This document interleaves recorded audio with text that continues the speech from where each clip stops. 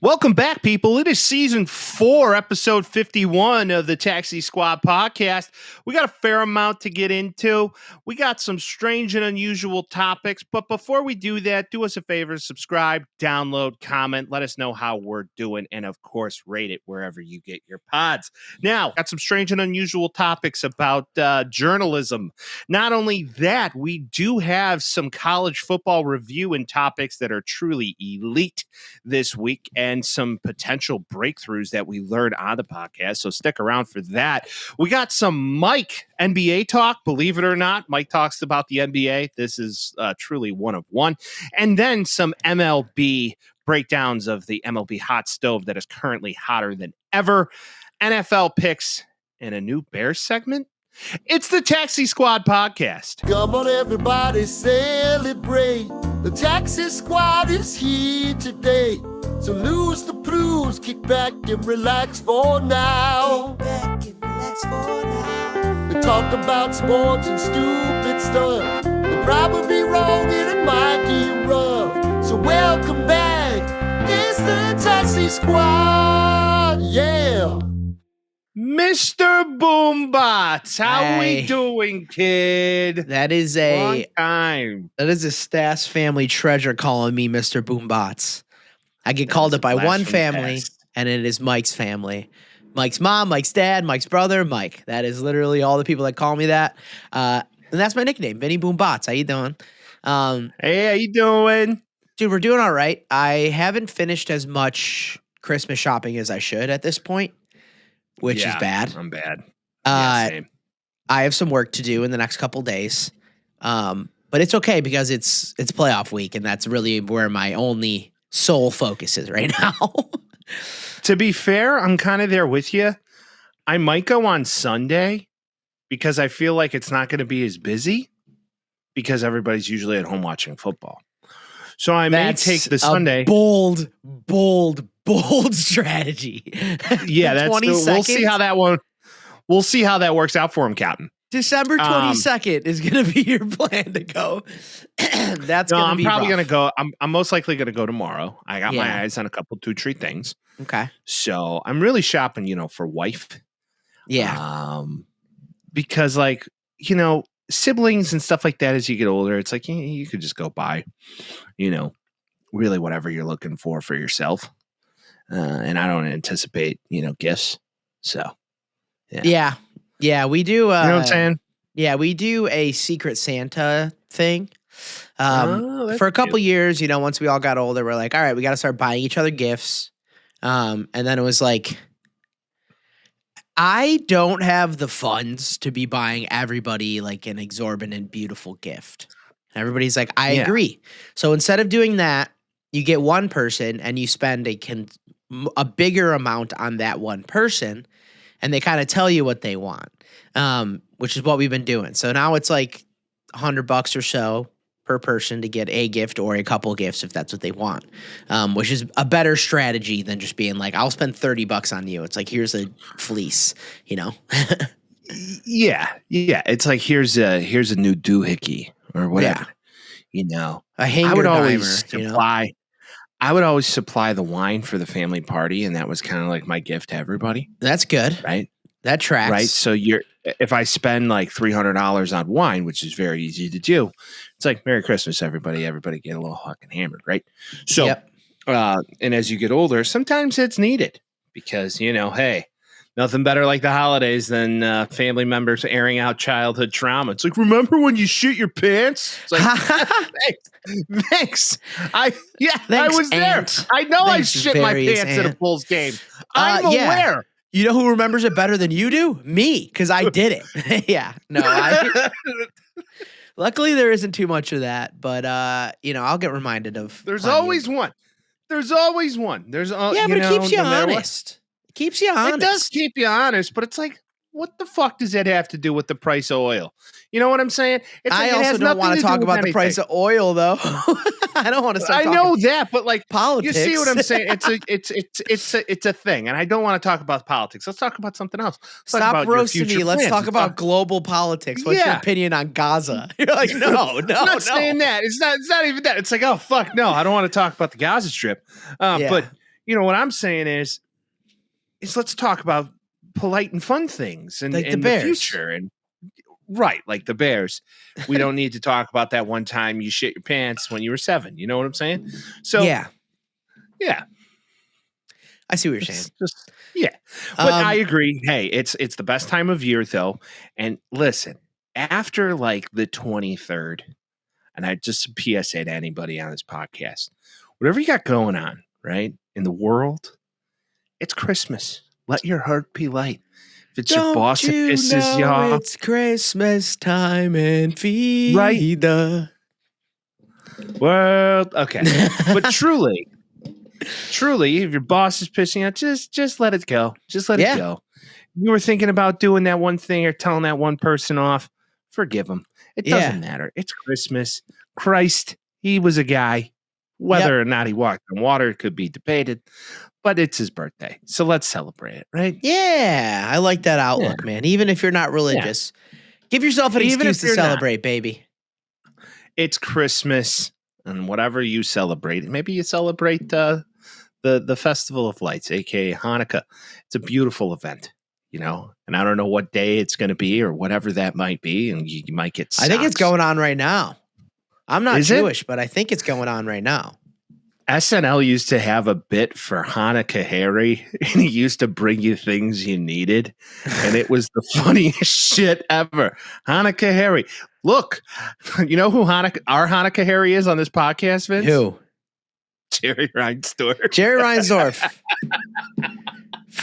Nail on the head there. We do not need all of these funds for one great ball player.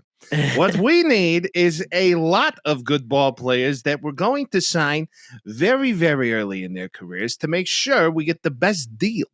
Yep. So understand and sell them off right before away. We're competitive. And before they reach their peak, our goal is to sell them for the maximum worth, and then we will continue to restart this process. But Jerry, we won't win that way. It's not about winning. It's never been about winning. It's simply about making getting money. a deal. It's about getting the best deal and the monies. And that much we know. And we'll get into that in a quick instant here. But should we get into some strange, unusual topics, Michael? I love strange and unusual topics, Vince. What do you got this week? We're talking scoop guys, baby. We're talking scoop guys. We're talking Adam Schefter. We're talking Jon Heyman. Those of you that you all probably know who Adam Schefter is if you're listening to this podcast. ESPN gets all the NFL scoops. You might not know who Jon Heyman is unless you're a baseball guy. Jon Heyman works for MLB Network. He's also a scoops guy. He knows, Scott Boras and various player agents and, stuff that's going on. He's like Bob Nightingale, often wrong. Jon Heyman notoriously called Aaron Judge arson judge. I don't know if you remember that tweet from back in the day. Why did he call him arson? He mistyped his name. I want to say he also tweeted that Aaron Judge was signing with the Giants like 2 days before he signed with the Yankees for his extension. Oh, bad reporting. Yeah, constantly bad, and then doesn't like to get hated on, which is going to add to this. So the first thing I want to do is play you this awesome Jon Heyman situation to give you guys some backstory, and I'm going to share it if you're watching it, so feel free to watch along and listen. Jon Heyman went on WFAN Sports Radio in New York. He was on a Friday night, and Keith McPherson, who was hosting it, he insinuated that Jon Heyman's in the pockets of Scott Boras, like as in he's getting payroll from him to be like his, a joke, mouthpiece. like a haha, like a silly little joke.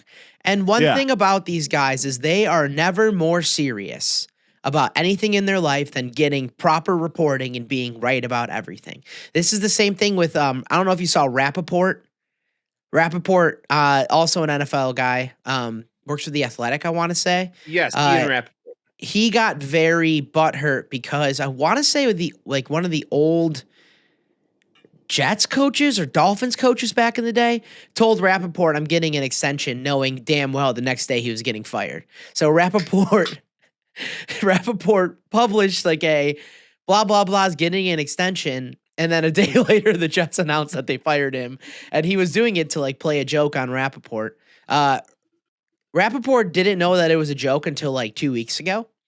And he went on, I assume, an athletic program, and he said that it isn't funny and this is a attack against good reporting and yada, yada, yada. Like, he's the most important fucking dude in the entire world instead of just a dweeb that makes phone calls and posts tweets. Like, let's be honest. It's fun to get that information, but what's the difference of getting it right now and then 20 minutes later when it's reported at a mass media? Like, they care about being first, even though it doesn't really matter.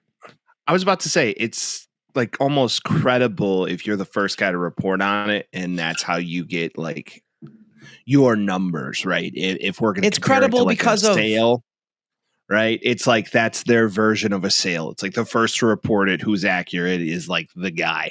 That's how. What's his name? The new NBA beat reporter, Manish Shams. Sham. That was just racist. Is all that was. No, was it? It was just, I don't know the fucking guy's name. Shams Charania. Shams Charania. See, I was Chicago close. boy. But either way, yeah, he's a Chicago guy and also goated Kay Adams thirst trap. Oh yeah, hot guy. You know, but either way, he got his deal for taking over for Woj because he's right a lot. So. And he was often like 1-1 with Woj over and over again, and they get paid a lot. But like the demand for that was created by them. Like, yeah, that's true. Who cares? This is like a thing that's so interesting to me. Only they care about being 3 minutes earlier. It's so interesting to me, like over the past decade, how this has become such a valuable thing. Yeah. Like, at least to my knowledge, in like the early 2000s when sports reporting was just ESPN, really. You learn on a million TV. Different outlets for it. You just watch TV, you learn on TV. The internet wasn't really a big outlet for that, but now since the internet is what it is, there is such a demand for wanting the information immediately. And 3 minutes the millennial earlier. generation can be blamed for that. Yeah.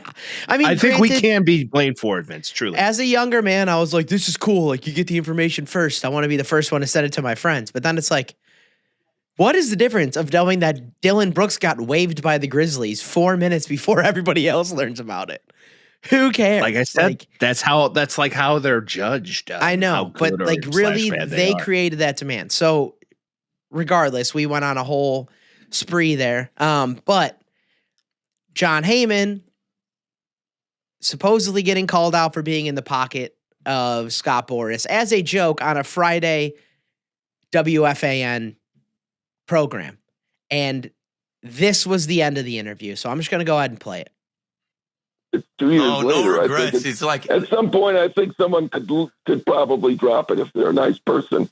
What I think is it just like how I introduced you. Everybody in baseball knows who you are. So one, it's a credit to your work, your following, and how. By the way, I won't be going out with you again. The whole thing has been a disaster. That's okay. I can't even believe you said that to question my integrity. He's like Are crying. you being serious right now? He's crying. I'm being serious. Yeah, John. Asking me if I'm getting a cut because I have a relationship with an agent. That's outrageous. I know you're not a journalist. You don't know anything about this. I know. That's pausing in the middle here. I know you're not a journalist. I know you don't know anything about this. Acting like the guy that does a radio show on WFAN doesn't understand how journalism works is so funny. He's like, I know you're not as important as I am because I get information 4 minutes before you. Like, who the fuck are you, dude? Well, these are, once again, their ego gets a little bruised. I know, but who cares? It's like, I can't believe you said that. I'm going to go cry now. I know. Well, to that point, the end of this is the best part here. You don't, but that's an outrageous comment. It's Friday night at 8:30, John. You should know that much. And I'm not done with you. I am not taking this that serious. Goodbye. John, thank you for joining us, John. I can't even believe it. Thank you, John. I can't even believe it. Thank you, John. Appreciate your time. He's got to get to bed. He's got to get. He was a cranky little boy. He cried. He was crying. I can't even believe it. Like, why would you do that to me? Why would you do that? You're stealing my credibility. Well, don't be such a that yourself. And that's the thing. He is a baby. He like blocks everybody on Twitter that disagrees with him. He's like notoriously a baby. And it was just so funny that this happened because he made it seem like it was a big deal that this happened, but this is far worse for him in the long run, that he goes Super Saiyan on this guy at WFAN, starts crying on air because someone questioned his credibility as a joke rather than just being like, haha, good joke. That's not true. Like Schefter wouldn't do that. Yeah, I couldn't foresee Adam Schefter doing that. Great segue. So to the point, to Vince's point, Adam Schefter recently got in a Twitter argument / Twitter debate with a former Fox Sports 1 host who was known to be the host after Joy Taylor. And gentleman by the name of Doug Gottlieb. And I don't know if anybody popular man to FS1. Yeah. He was popular for all the wrong things. He was horrible. Yeah. He was like, he made Colin Cowherd look more like absolutely ridiculous. If that they're makes birds sense. of a feather. They're peas in right. a pod. It's like he wanted to be Colin Cowherd more than Colin Cowherd wanted. Like to be him, Colin Nick Cowherd. Wright, and sense. Colin Cowherd would be the worst show I've ever watched in my life. Oh, for a while that was it. Like you could only handle one at a time. It's like when Cowherd has on Nick Wright, and you're like, okay, just shut the fuck up, the both of you. Yeah, because Colin Cowherd just hit the egregious references sometimes. It's like when he said when LeBron. You've seen the LeBron one with him? Oh yeah, LeBron. We're good. It's okay. You can retire. We got Ben Simmons. We got Ben Simmons, who we all know how I feel about Ben Simmons on this podcast. Who was very good his first year, but still. Yeah, he's a piece of shit. Anyway, I know, but you can't deny that he was very good his first year. And then he got most recently he got gun shy and injured, and now he's just a shell of what he could have been. It's brutal, but regardless. Or he realized he could make money and not do anything and just chose not to do anything. Yeah, which is a whole overarching NBA thing right now. I think most anybody would choose to do that if I'm being honest. Now, with that, Doug Gottlieb got in an internet spat with Adam Schefter. Adam Schefter reported that Sacramento U, or University of Sacramento, is trying Sacramento State, forgive me, is trying to go full court press on becoming an NFL feeder team, essentially. So they really want to get their name out in the college football world and claim to have $50 million of NIL funds available to a coach who would want to do it. And the coach they were eyeing, you might ask, Mike Vick. Mm-hmm. So Schefty reports this, right?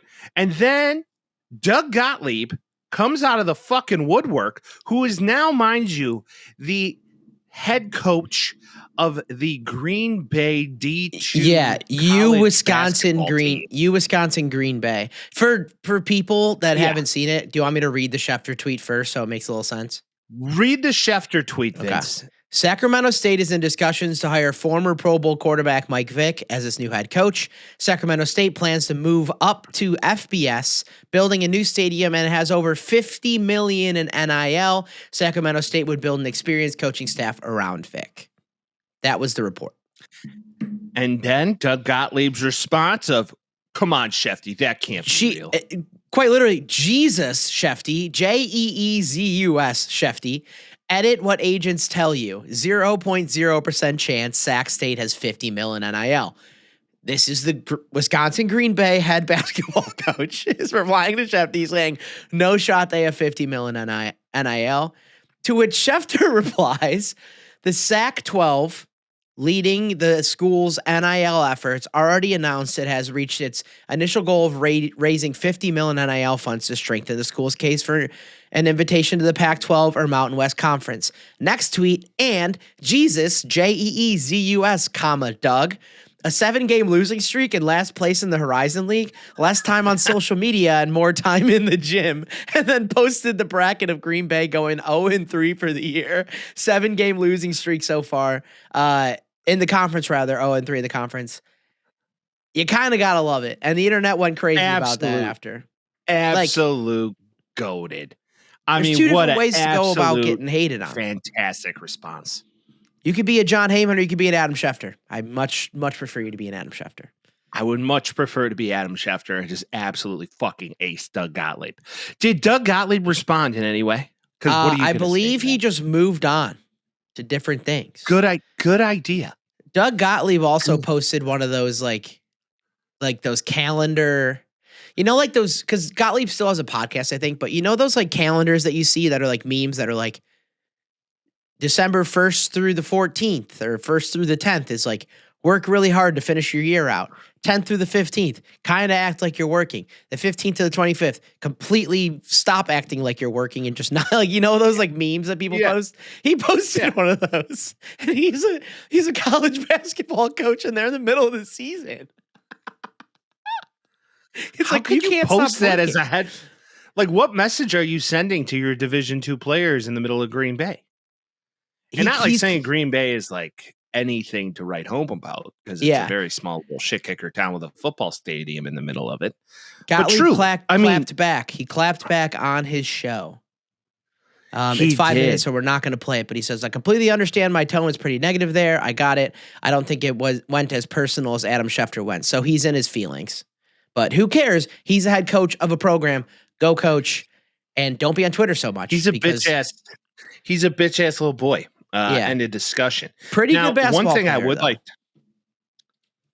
Doug Gottlieb? Yeah. In his time, he was a pretty good basketball player. But who cares? Because he's not a basketball player anymore. Yes. So with all that, I would like to point out that Mike Vick did in fact get hired. He is now just not with Sac football State. coach not with Sac State for what? The University of New Hampshire? Norfolk, I think. I think it's Norfolk. Norfolk. Let me check. So he's trying to get his way in. Hide your dogs. Hide the family Norfolk pets. State. Yep. Norfolk State. So Mike Vick is now the head coach in Norfolk State. Vince, Hey, what are your thoughts? He went through the whole rehabilitation and jail program. He's not fighting dogs anymore. Okay. He's on his whole different thing. Where is Norfolk State? Virginia. Is it? Norfolk, yes, it is. Virginia, Norfolk, Virginia. Yeah, that makes sense. See? Why Geography, Mike. Why would he leave?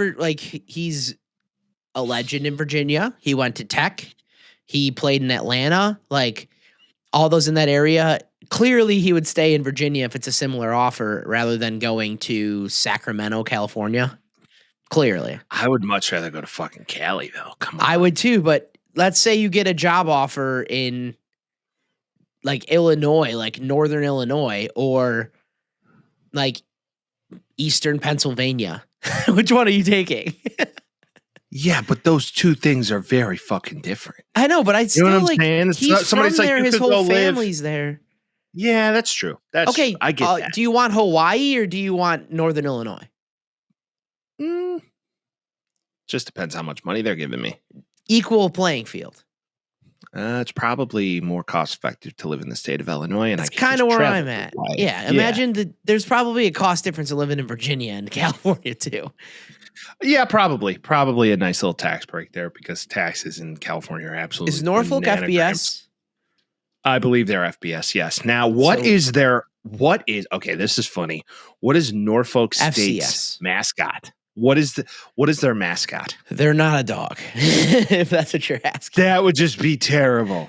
It's like the Norfolk State Pit Bulls. They're the Spartans, so it's a Spartan.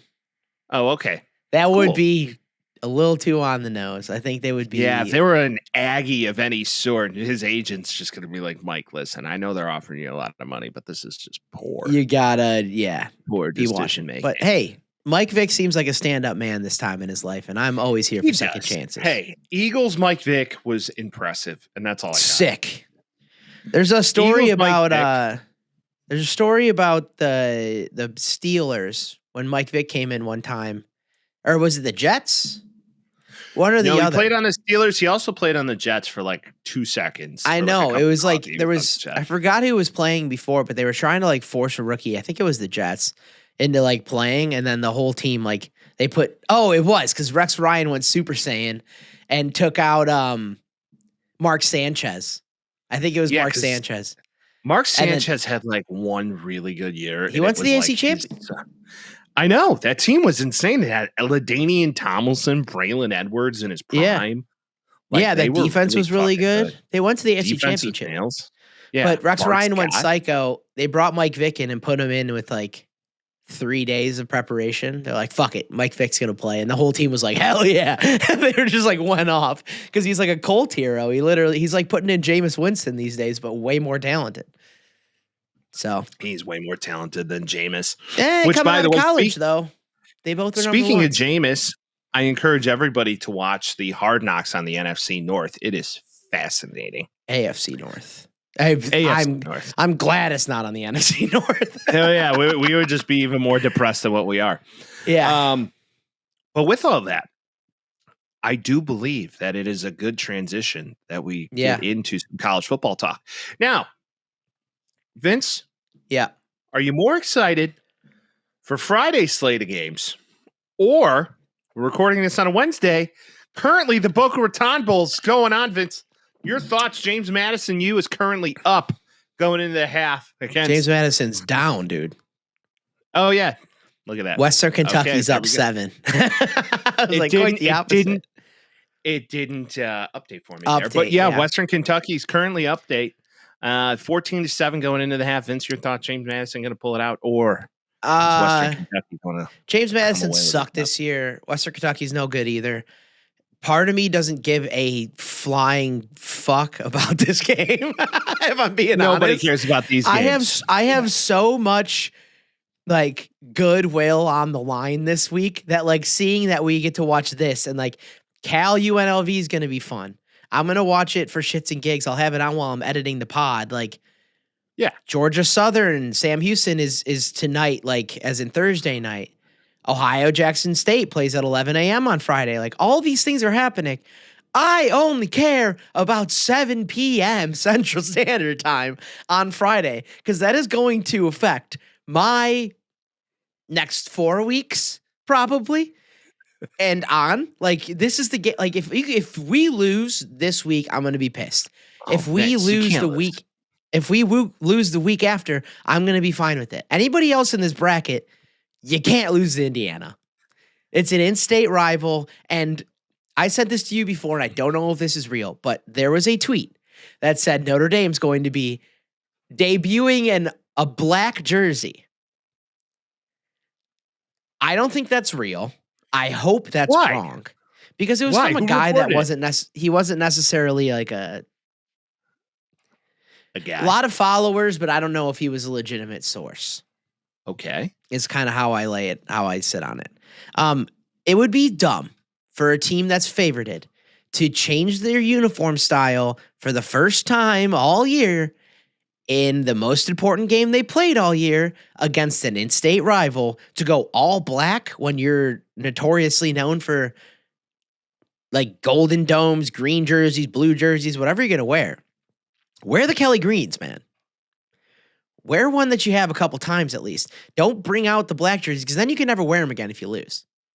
And I'm not saying we're going to lose. I think we're going to win. I think the line's at 7.5. I might take Indiana on 7.5, but like, no, you don't debut a New Jersey at home as a favorite. You just don't do it. Vince, I'm going to politely disagree. I think you're a little too worried about this giving you the I'm worried about everything. I know you are. I can so tell in your worried. voice. You are like fucking worried. The Maloik job could be on because of the jersey. Tie your shoelaces the same fucking way you did last week. I don't want anything to potentially Catholically corrupt this team. Say your novenas. Say your rosary. Vince hasn't said a rosary in a fucking decade. I said it 15 times this week.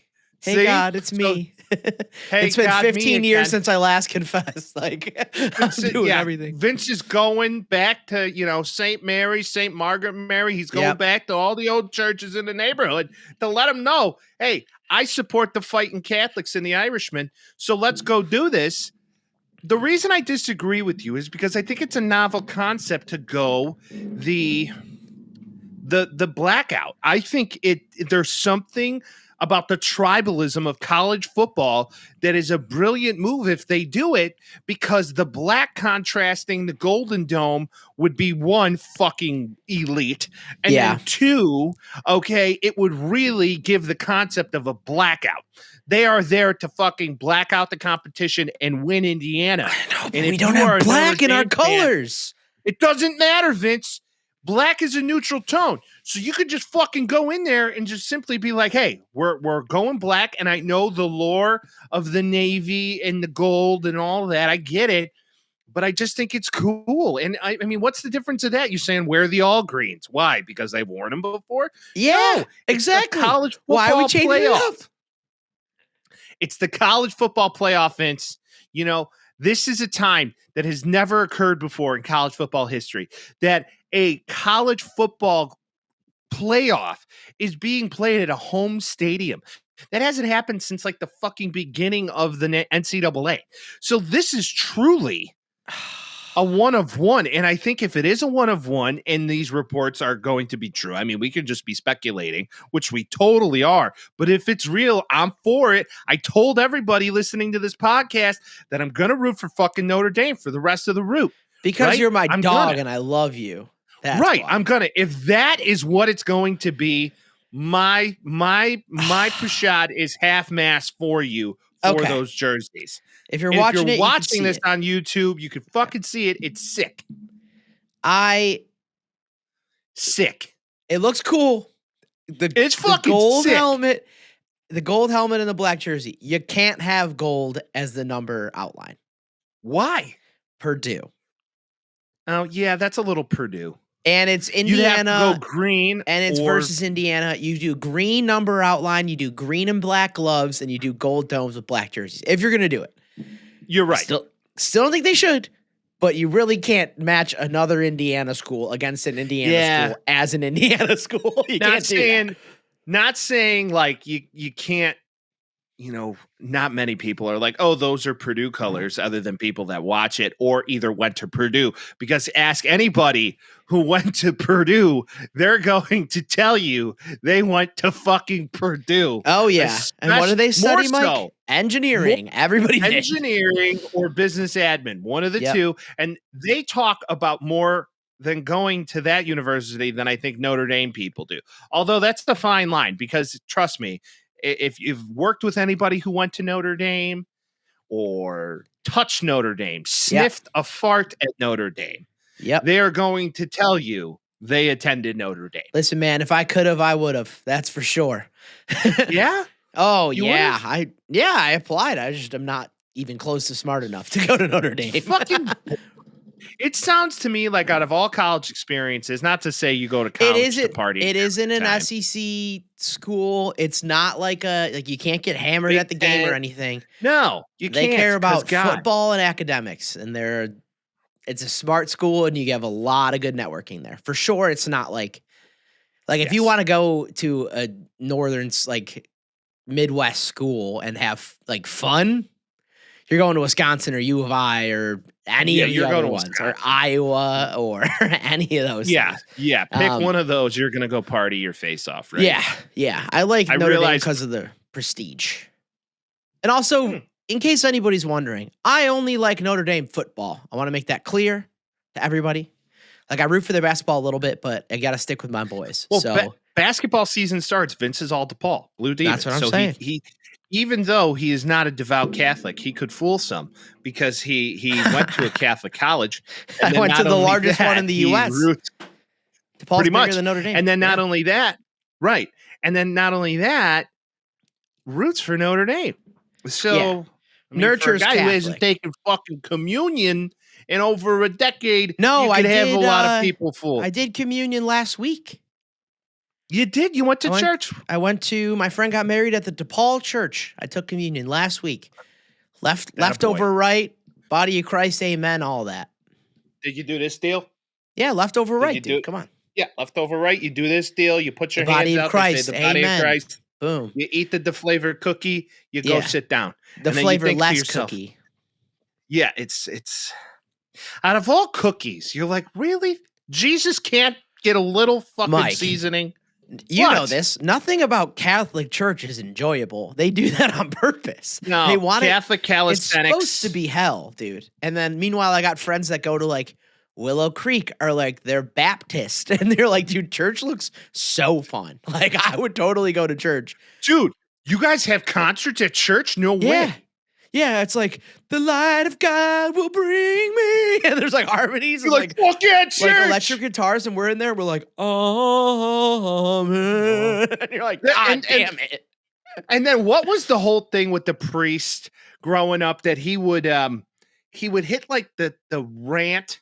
It was almost like a singing rant. It was like, all glory and the power God- is yours, Almighty Father, forever and ever. Every time ever. he would say start like talking and be like, the paragraph. ultimate mighty Father forever and Yeah. ever. He's like, and then we say And to then- God that all the Almighty Father says that I should go. And you're like, what? It's like a musical. It's like watching a musical and like they're walking down the hallway. It's like, I got to tell you one thing. I got to tell you. And you're like, what the Why did you break out into song? So great. That, and then you also knew peace was coming. Yeah. Because the priest would hit peace like Mhm. 8 times rapid fire. And he would just be like, "In the peaceful disciples, and the peace we bring, and the peace we give to you as we eat Reese's Pieces with the Lord." And on Halloween, it's the peace and the peace. Yes, it's the peace. And now everybody shake hands. And that whole time you were shaking hands, Yeah. or the while he was going on his peace rant, you were looking at people's hands. You weren't fucking shaking. You were like, Right? You were looking around going, all right, fuck that guy. yeah, my mom would turn Fuck around. that guy. She's like, go shake his hand. I'm like, I don't want to. I'm like, I don't want to. He's weird. Are we still getting Looks donuts like he after collects this? his. Yeah, right. Are we still getting donuts? Because that's Yeah. how you get my chubby little ass to church. But also, like, shout out to I our don't priest, though, because as far as I know, he's clear on the sexual assault allegation. So I that's can good. That's rest good. easy with that. Yeah, that's good. Yeah, we don't want any of that smoke, right? Squirrel moment. But- You see the Vatican opened portals. Did we talk about that on here? Dude, we talked about that last week. We I did. told you. Yeah. Who fucking knew that Satan himself, Lucifer, is buried at the fucking Vatican? Shouldn't I'm like be. mind blown. Doesn't make sense. Still doesn't make sense to me. Well, I it's think that was a marketing Jubilee ploy. year, Vince. I know It's a that now. but marketing ploy. It's a marketing ploy. Why Oh, would you want to hear a juicy why one? would You want to hear a Lucifer juicy get- conspiracy? why would he get buried in the Vatican? Because he was a fallen angel, Vince. The Holy Land is not the Vatican. It's Jerusalem, dude. Well, no, I get it, but so this is the new T, right? Welcome to So Church this is Talk the on new Taxi Squad. welcome for 2 weeks in a row. Well, we started on Catholicism, so here we go. Just because you're a fan of these Golden Domers, let's talk about it. Yeah, nothing So- Catholic about this game, I'll tell you. Beat Yeah, down, nothing. baby. Yeah. Beat down. Although, archangels are pretty badass. Just saying. True. So with that, there is a thought process that the Roman Empire never ended. It simply Okay. became the Vatican. Because, fun fact, where is all the Roman Empire's funds/gold housed today? The smallest country in the world. The Vatican. Yeah. It's a little fucked up, isn't it? When you think about it, you're like, Yeah. huh, Yeah. interesting. Yeah, but that's like saying like, you get like you make $1 million and then you have $1 left and then you're like, still haven't lost all my money. It's like, yeah, you have $1 left. Like you owned all of Europe and now you got like a small Hey. little plot of land. I mean, Alexander the Great basically owned the world. He did. You ever think about that? That like, Yeah. how the fuck did he keep tabs on that? Like, how the fuck are you at the Roman Empire, right? And you're out there in Italy, and then how do you know what Asia's doing? You Right? I got mean, how people do you that know what- trust, Yeah, but it's not like you could call and be like, "Hey, Alex, Jebediah over here is being a jerk off. What Yeah. do you want to do? Do you want me to whack him or what?" I mean, it wasn't. Yeah. It wasn't Do you that. think Alexander the Great talked like Tony? He'd be like, "I don't fucking care what you fucking decide to do. Just make sure he doesn't fucking keep it going, okay?" I highly doubt that Alexander the Great had a What Northeast if he accent. did? I doubt- What if he No. did? I don't. Number one, wasn't speaking English. Number two, did not have a know. Northeast U.S. accent, Mike. Hey, this fucking, you're not gonna this fucking guy, believe this. this fucking guy over there in the fucking Byzantine Empire is trying to take my shit. This fucking guy. Are you kidding me? Oh my god! It's like fucking Paulie Attila Walnuts Hun my gets on the ass. floor with Alex. Yeah. Alex, you're not gonna fucking believe this. This Xerxes guy's fucking real. You ever heard of Xerxes? Fucking Pythagoras over there is starting to fight with me. Hey, you're not gonna fucking believe this. You hear no. what I said? You hear what I said, Alex? I said you own the whole coast. Hey, I said, go over there. You own the ocean. Fuck you. Send them out. Okay. So speaking of empires, Yeah. before we transition, Yeah. I read an interesting article prior to the episode that I would like to share with the rest of you, because this to me is absolutely fucking horrible. This is like politicians coming out to all of us saying, please donate to my campaign because we're broke. And yeah, all right. So let's talk about it. Recently, Alabama put out an article. So the Crimson Tide, Kalen DeBoer, and the AD or athletic director, Anthony Davis? Alabama. No, the athletic director of Alabama Okay. came out with a report saying, and quote, that they need to fight back against the NCAA in the committee Yeah. for not putting them in to the college football playoff and having SMU be the last voted in, and say that they need donations for the NIL money. For the fight. For the fight. And they're reaching out to their fan base, not boosters, their fucking fan base. Yeah. After you just won how many national championships over the past decade, 20 years? What was it, 7? Yeah. And you're going to come out and say that fucking sentence to your fans. I am like, wait a minute, dude, you're that's the largest stadium probably in the country. That's the Patriots getting mad at fans for not believing in Mac Jones. That's a team that doesn't remember what losing was like because it's been so long. And they're like, well, now we're getting screwed. It's like, how about you beat Vanderbilt and Ole Miss? How about you go out there and win more games so it's undeniable? They almost made it regardless. But there's no, like, a 3-loss team making that playoff. Like, respectfully, fuck you. As a sports fan, I feel like, and this is just us because we're a sad. I would say, as a fan. sports fan of consistently bad teams that are often on the cusp. Yeah. If you win one championship for each team in your lifetime that you can remember, and that, like, congrats, you can say you what a life, and you were a part of it. That's it. Like, I'm good. Like, I can't relate to fucking Yankees fans, Patriots fans, Cowboys. Cowboys. They're almost the 90s. Right? Yeah, the 90s were great times for the Cowboys, but truly, Lakers. I'm a fan. I told Vince yesterday, I am a fan of teams that just want to hurt me. Okay, I'm a White Sox fan. Surprisingly. I'm a Bears fan. I'm a USC Trojan fan who are hemorrhaging fucking players to the transfer portal. It is at a grand total of 10 now. I can count on 2 fucking hands of players losing. Most recently, Zachariah Branch. I was going to say, arguably our most talented offensive player. Your football fat folder is getting light. It's getting light by the day, bud. At least Vince has something to fucking look forward to. And now I got a bandwagon hop with him. I'm not going to act like I'm big man and shit anyway, because you know how Notre Dame is when they play real teams. So it's not like it's going to be, but at least I get something to hope for. That's like, you don't get any of that right now. You do have a difficult path if you are going to make it to the Natty.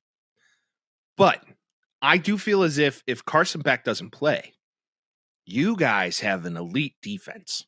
So I do believe that chances are you're going to beat IU, and then your next game's Georgia. Yeah, but chances are is a tough thing. It's gonna be a hard under on the score because young quarterback, and then not only that, but you know Kirby is planning for your running quarterback. And I'm not even thinking about Georgia. I'm not even Why? touching that. I'm thinking about Georgia for you. I'm worried about Kurt Signetti, and I'm worried about. So Indiana's at 7.5 right now. Part of me thinks it's going to be like a 3-point game. I disagree. You think it's going to be? You're taking Notre Dame with the points on this? I'm saying it's going to be similar to watching the USC game, where it's going to be like this tit for tat the first half, and it gets hot in the second end. half. Yeah, you're going to see that defense get fucking high gear, and they really turn it on. That offensive line's fucking sick. I don't think they have anybody on that IU defense that can really get a rush going. Yeah, the young offensive line starting to turn it around. Notre Dame at home, black jerseys that get me half mast. I don't know if it's black. I hope it's not black jerseys. I know you want them, I hope it is. I really want it. I want it. I want it bad. I don't like it's on Friday either. I don't like that it's on Friday. Why? Friday nights are fun, Vince. I know, but Saturday is when football happens. They're used to winning on Saturdays. Win on Saturday. I am so mentally fucked up, Mike. I am so fucked up. Everything's bad. Nothing's good. I'm like anticipating the worst and hoping for the best. That is what I'm doing right now. That's a good method. I mean, you don't want to get too high, get too low. But as you know, innocent third party here, I'm telling you, you don't have a ton to worry about, Vince. I'm all right. I'm gonna. I just knocked on wood.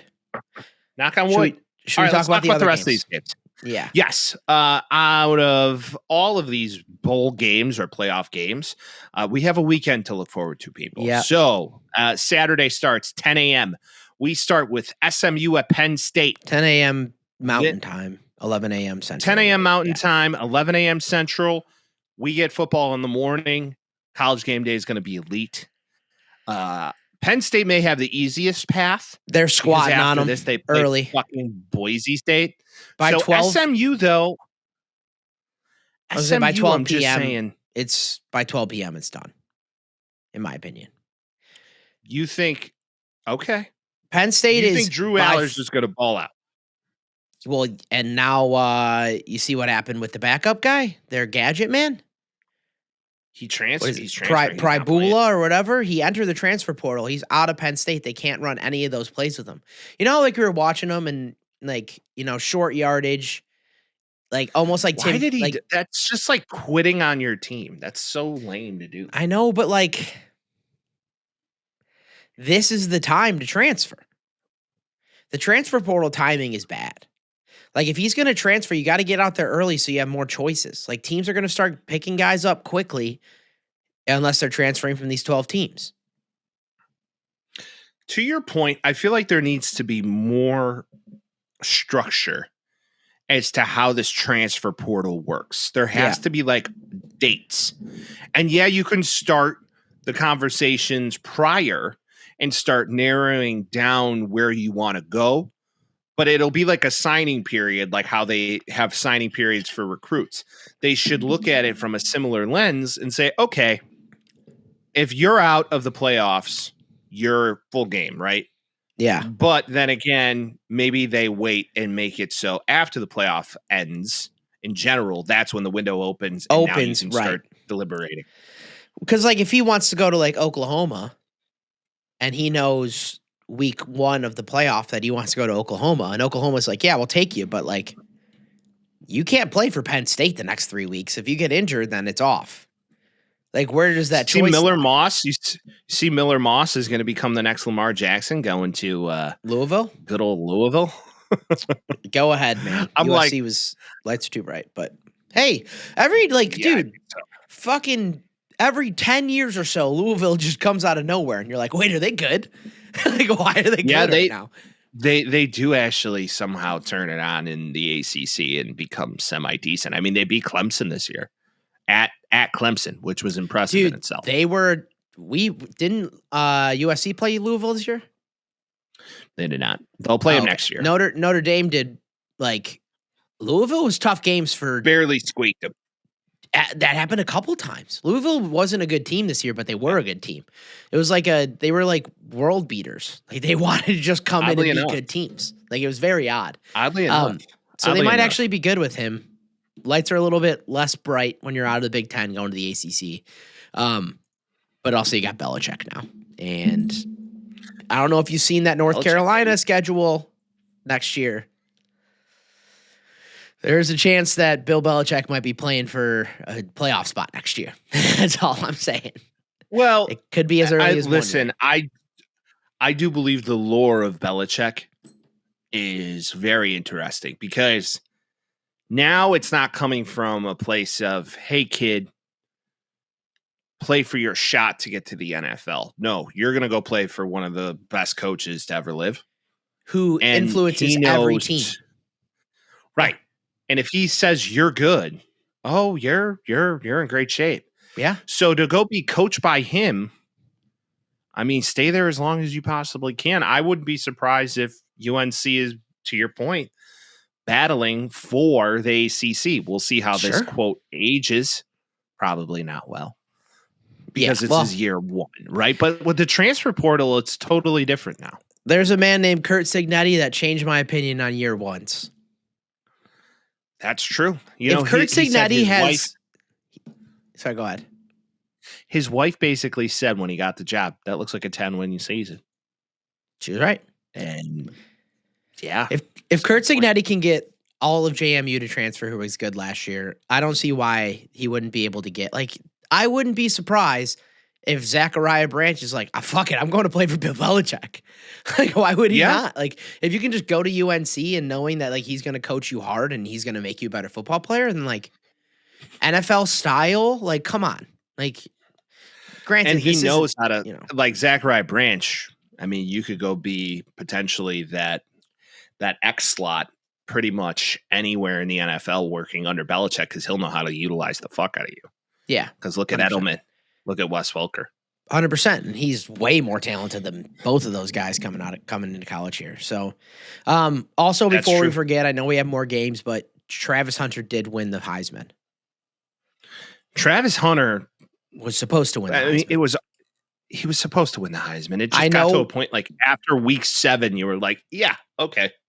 I know Genty was very good this year. Genty probably wins every other year in the last 5 years. Outside of Genty probably wins last year, to be honest. He wins basically the last 10 years based off his performance because it hasn't been done since fucking Reggie Bush. Yeah. So unfortunately, the other guy's done something that's never happened. So correct. That's the only when you're stacked up against a generational talent like a Travis Hunter, it's very difficult. And yeah, Jenny on paper, the stats are off the charts, but to your point, a once in a generation, once in a lifetime type player. Yeah. His stats were off the charts. Travis Hunter's stats weren't on charts ever. It's a brand new chart. It's not even off of it. It's just a brand new chart. It's his own chart, to Vince's point. Yeah. My question is, Vince, what does he play at the next level? Corner. You think he's corner at the next level? He's a better corner than he is a wide receiver. Okay. Statistically. But also, he'll get play. He's going to Deion Sanders it. He's going to get plays on both sides of the ball, but he is a listed every down cornerback with some fun gadget plays on the offensive side of the ball. That's kind of how I see it. Like what the Bears wanted Devin Hester to be, but Devin Hester was the one-trick pony. That was... Yeah, but that pony can do some cool-ass fucking tricks. Just anytime the ball got in Hester's hands, you were just like, oh, boy. Yeah. And to think Devin Hester's last return in the league got called back is just the saddest thing ever. With Atlanta, right? Yeah. Yeah. But still. I do believe that Hunter was the overall. I mean, 10 out of 10. Now, what could have been a strange and unusual topic, his girlfriend, I don't know her name, but she's just kind of not a nice person or okay. She doesn't seem she seems like a waspy, overprivileged little girl. He's been am I right? I want to devil's advocate you. Not saying you're incorrect because any other watching that happen, the whole celebration and all that stuff, didn't stand up, blah, blah, whatever.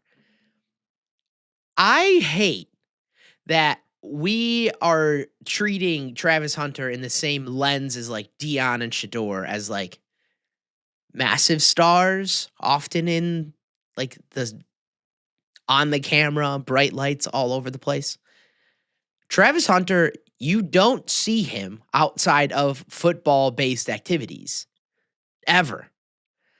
Travis Hunter doesn't go out of his house. He's like, I play video games and play football. That's all I do all of the time.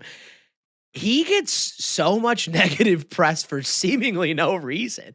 I can't figure out as to why. It's not him. It's his girlfriend, Vince. And it's also she should have stood up. She should have been celebrating with him. I don't know why she wasn't doing that. I don't know if it's me getting older as a person or just being like, I don't want to like look into it that hard, but it kind of just seems like it's like, oh yeah, whatever. Like, I mean, fucking Paul Skeens won the Cy Young, and he's like, yeah, it's pretty cool. Like, you know, like everybody's like, that's really funny that he did that. Yeah, but Livy Dunn, granted, Livy Dunn was like losing her mind. I know, but she's in front of the camera, social media, I'm all over the place thing. Like, part of me feels like their whole relationship is revolved around like not trying to be like aggressive about anything. Because he's aggressive on the field because he's a crazy good player. But anything else, like you don't hear like Travis Hunter speeding, going to the club and shit, you know? Listen, I'm not saying that he's not a homebody. I'm talking about I'm talking about the world. I'm talking about the world, like especially Twitter, where it's like, what the fuck are you reading into here? You know, like and again, like she should have stood up and she should have celebrated for him and all that stuff. She didn't. She should be a little bit happier for her once in a lifetime ticket to become a house mom and a very rich one at that. Yeah, and support your mans. Is she gonna get Brittany Mahomes or is she gonna get CeeDee Lamb's ex-girlfriend? That's the real question. I think she's trending to the CeeDee Lamb route. Yeah, but you know, Hunter seems to be the type of guy that like he might get walked on. You know, you got to be careful. If all's good, baby. I'm just doing my thing. Right. Shedeur Sanders, on the other hand, that guy's got to lay more pipe than a fucking electrician. I'm sure. Or a plumber. Or a union pipe fitter. I probably would. Hey, how you doing? Yeah, no, I'm surprised he wasn't in the Heisman conversation at the end of it there. But who, Shedeur? Yeah, but you can't. They played really well at the end of the season, but I wouldn't have been surprised if he was a finalist. He wasn't going to win it, but if he was like 5, I wouldn't be surprised. Does Shedeur go to the Giants or the Raiders?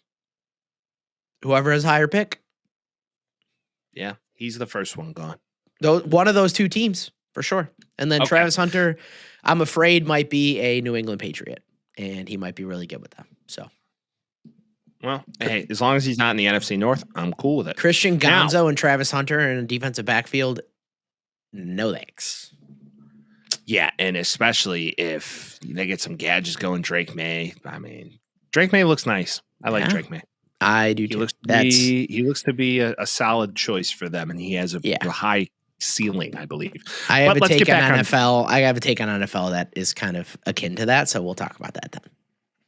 All right, let's get back to our picks. So Vince and I both believe Penn State's going to walk away with this one. Now, game number 2, or should we say 3, we got December 21st, 2 p.m. slot or 3 p.m. slot for those of you in the Central, 4 o'clock in the East. We got Clemson, Texas at home. Vince, your thoughts on this game? Similar to the other one, like I don't see Clemson being able to do much of anything. I'm kind of with you. I see Texas just really fucking, not even offensively, just defensively running through them. Like, how are they going to score? Cade Klubnik, good luck, buddy. Like, I don't know what to tell you. Yeah, that, to your point, that front 5 at Texas is, I mean, SEC type elite top 5. And those guys are going to play on Sunday. There's no doubt about it. I don't think Clemson's seen anything like that all year, and good luck. Now, this ain't 2016 Clemson. Definitely not. They're not powerhouse Clemson. Now, there's a lot of talks out here that people believe Arch Manning should be starting over Quinn Ewers. Yeah, but Sark was like, nah. And I'm like, yeah. Like, why would you even entertain that? But doesn't he bring more elements to his game than Quinn does, because he's far better of an athlete than Quinn Ewers? Quinn Ewers throws a very pretty football. I just feel like he's not very good at figuring out how he wants to throw the football, if that makes sense. I agree. He's a touch pass king. He could put the fucking air under a football, unlike anybody I've really seen, and drop it in a bucket. But when it comes time to absolutely throw the nail that you need to, he doesn't seem like he has the stones to make that throw, unlike a guy where, if you look at like a Shador or you look at prior draft cast Caleb, Drake May, they were known to fit the ball in the small spots. Yeah, but none of those guys played in a playoff format. That's true. I heard Kirk Herbstreit said today, it reminds me of Florida when Tebow was a freshman. When it was like they would bring Tebow in for short yardage stuff and everybody was freaking out ready for Tebow because he could just do anything at any time. Arch Manning's young. Quinn Ewers is going to the NFL next year. I think he's just going to lean on the older guy because we need somebody with experience going into this. Now, if Clemson starts giving them fits and Texas is down 2 touchdowns in the second half, things can change quickly. But I think at any point Texas is up on Clemson, they're keeping their guy in there. You have a lot of years of Arch Manning left. You might want to stick with your senior here. I see your point. But then again, we can't forget Jalen Hurts got pulled in the national championship game for Tua. So, yeah, and Texas would be elated to get to the national championship and then have to pull Quinn Ewers. I'm sure they would. What's crazy to me is there's a path here for a semifinal game of Texas and Georgia again. Bring it back. Nuts. If it happens, it would be absolutely bananas. Yeah. Wholehearted. It's the first time I've seen a potential semifinal. I go, the only team that's going to be in it is Georgia and Oregon, and the rest of them are most likely going to get beaten. Because if ASU plays Penn State, good luck. It's fucking so dumb. I'm still so mad that Arizona State has a bye. If Penn State plays Boise State, good luck. Yeah. It doesn't make a whole lot of sense. I can't believe Arizona State and Penn State are playing and Notre Dame has to play Georgia if they beat Indiana this week. To me, the concept is so crazy. Boise State, ASU, and then it's like Oregon and Georgia. You're like, wait a minute. The other two just don't make any sense. To your point, Notre Dame should have been in the slot where one of the conference winners are. Yeah, and they finished 3 and 8. They finished 3rd or 4th in AP, and now they have to play Georgia second round if they win this week.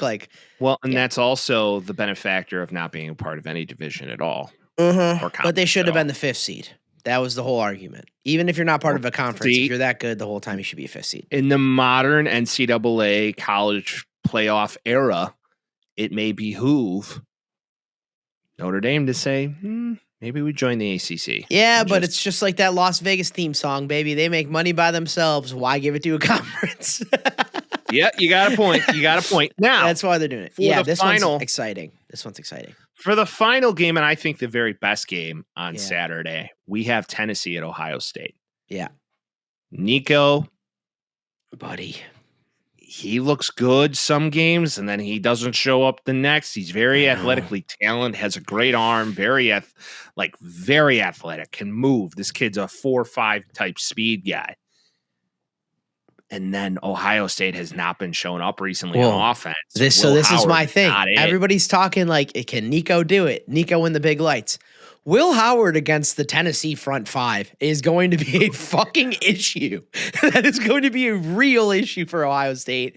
And if they play like they did against Michigan, I don't know how much Nico's going to have to do. They could win this game on 18 points, 21 points. They could win this game for sure.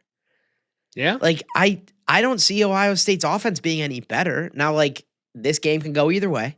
I'm not saying Tennessee blows them out. I'm saying, this will be a 3-point game. More than anything, this is going to be a close game. But, as much as you could talk about Nico and being back and forth and Ohio State's defense being good, it's Will Howard versus the scariest defensive line in the whole entire NCAA this year. That's my focus. Can their offense do anything?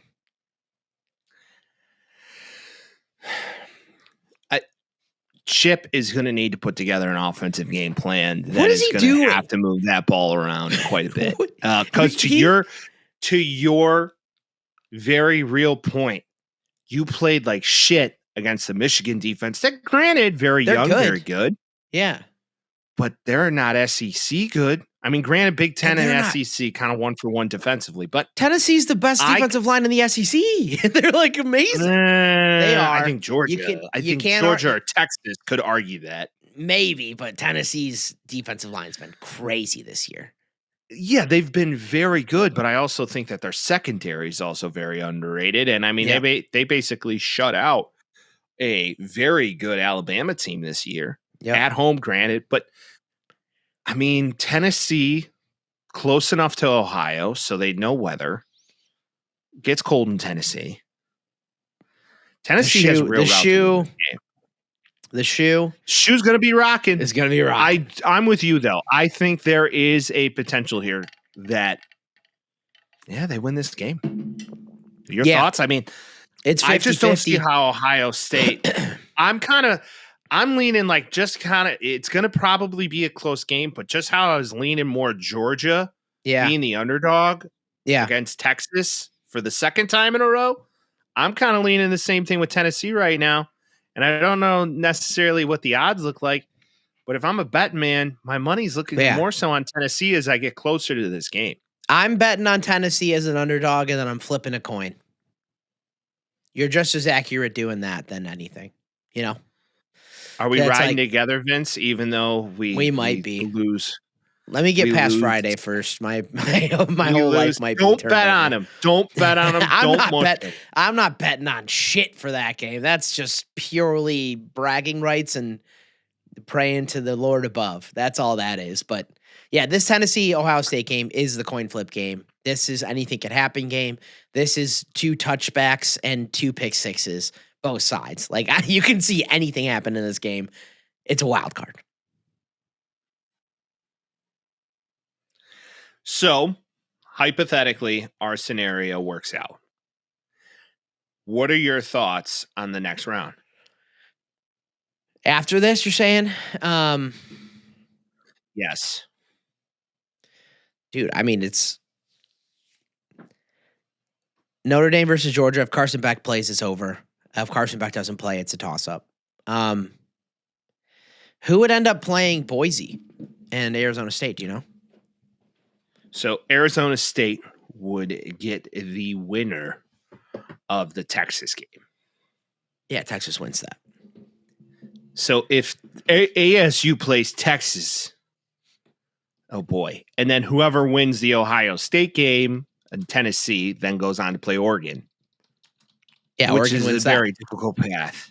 So it's a very you have a very high potential here where you have a Georgia-Oregon national championship, which I'm leaning towards. But I would not disagree with you too. I feel like semifinals, if all goes the way we think it will, it's going to be Texas versus whoever wins the Tennessee or Texas versus Oregon, and then Penn State versus Georgia. Which Penn State making that far is so dumb, but they just have such an easy path. You're like, what are you even doing? What are we doing here? What are we even doing here? I'm with you. I just still believe that Georgia is elite, and they're still very good.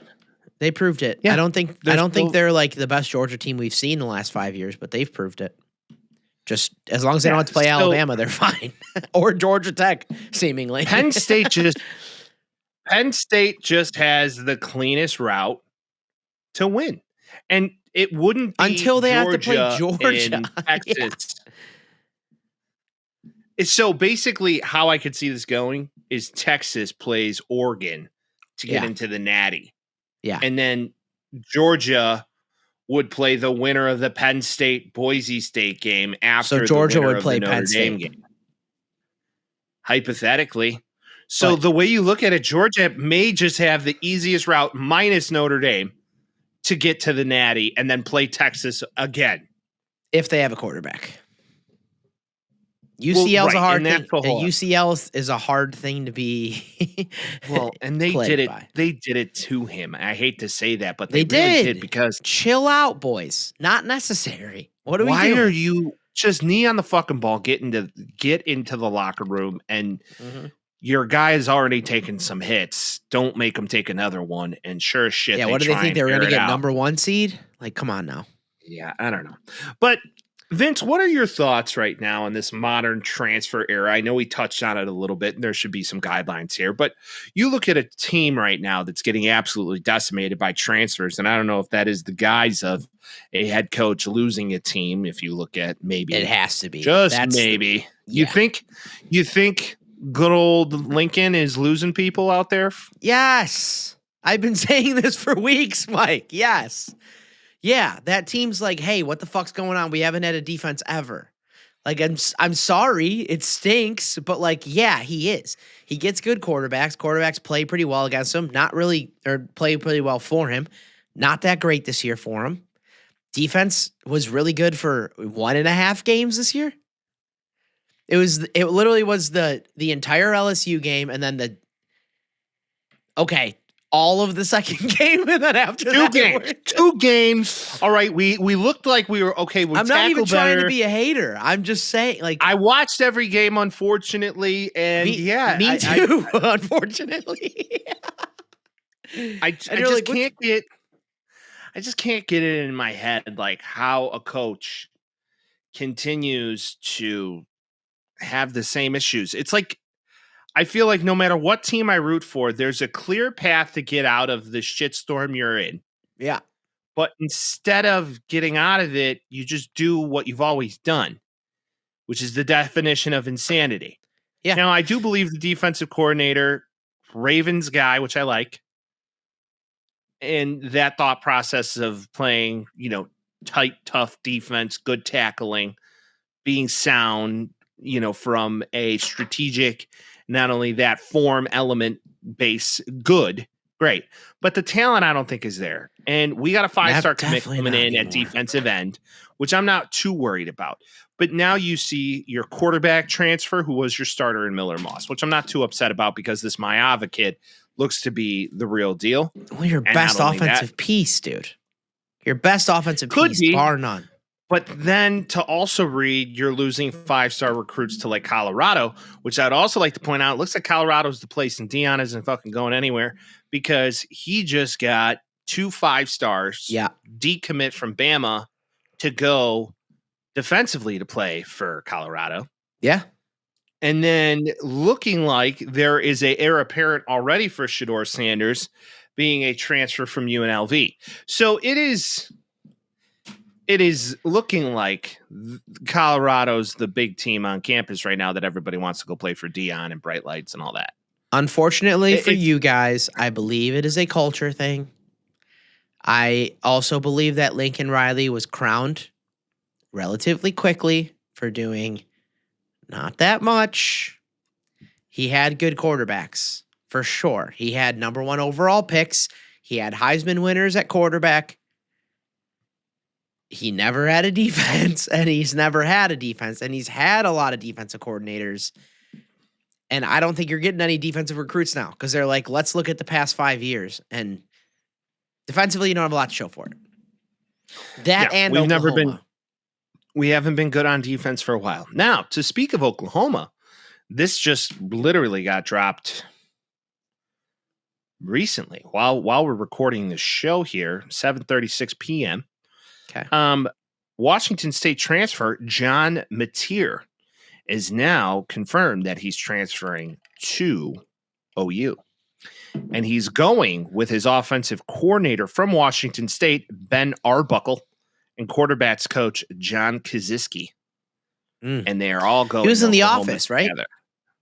Yeah, right. So Oklahoma looks to have a quarterback, and sorry shit Venables, as Norman Nate so eloquently talks about him, is looking to be potentially something. Now, granted, the SEC, they're going to have to really get after it. I think their national championship this year was beating Bama. Yeah, at home. I agree. And luckily we have a entire offseason to talk about that, Mike. Yes, we do. So, Playoff Vince, time, what I would like to eloquently what you would like to. I would. And this is something that Mike rarely ever talks about.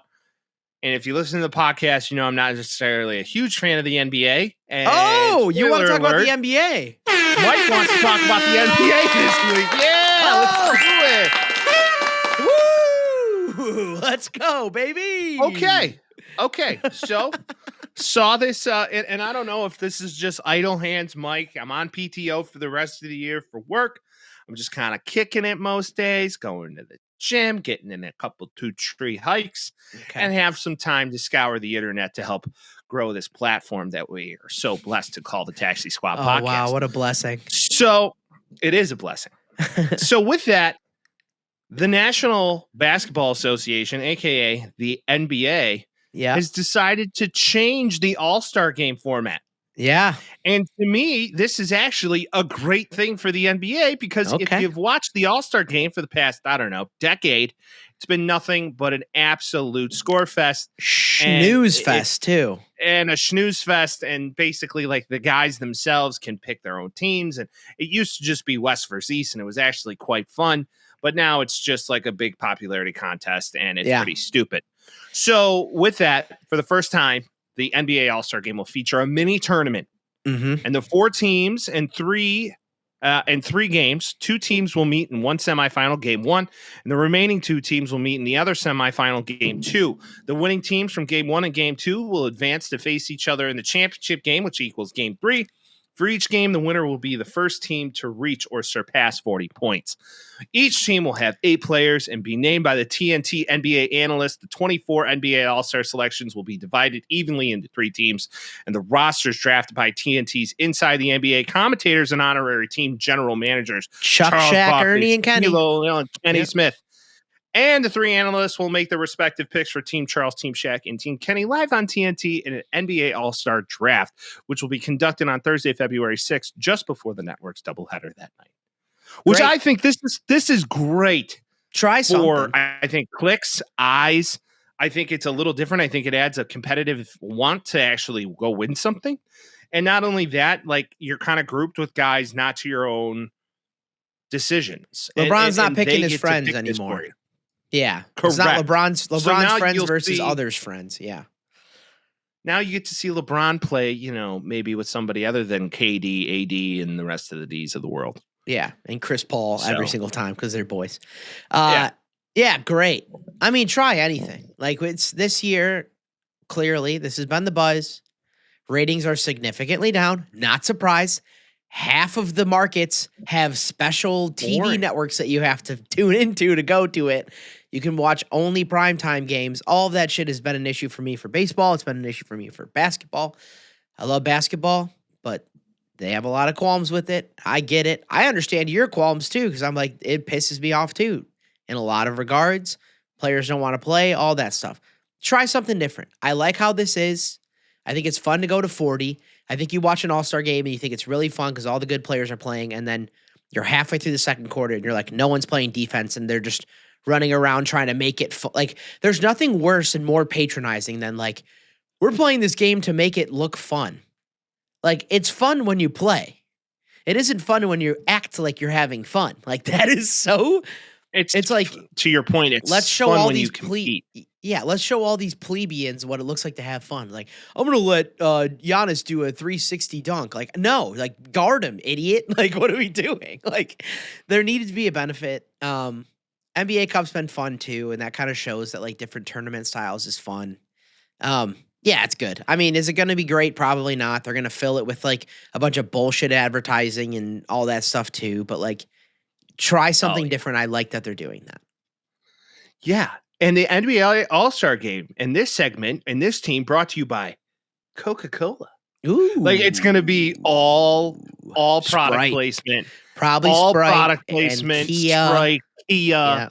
and the rest of them that, they pick different faces for different things. Right. What I think would be cool also in the coming years, and this is just coming from a little old fan, but they should take retired NBA players, not necessarily Chuck and Kenny, but you should cycle the retired players every year and let them pick their teams.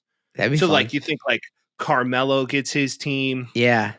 He gets to be a captain. KG gets to be a captain, even though he can't spell the equivalent or even enunciate it. I forgot that he did that. Name 10 NBA teams a quick with a quick of whiff. A quick. Hey, he knows ball though. That's all that matters. Does that motherfucker know how to say the word equivalent? Nope, he can't read either. That's what high school education will get you. I'm just saying.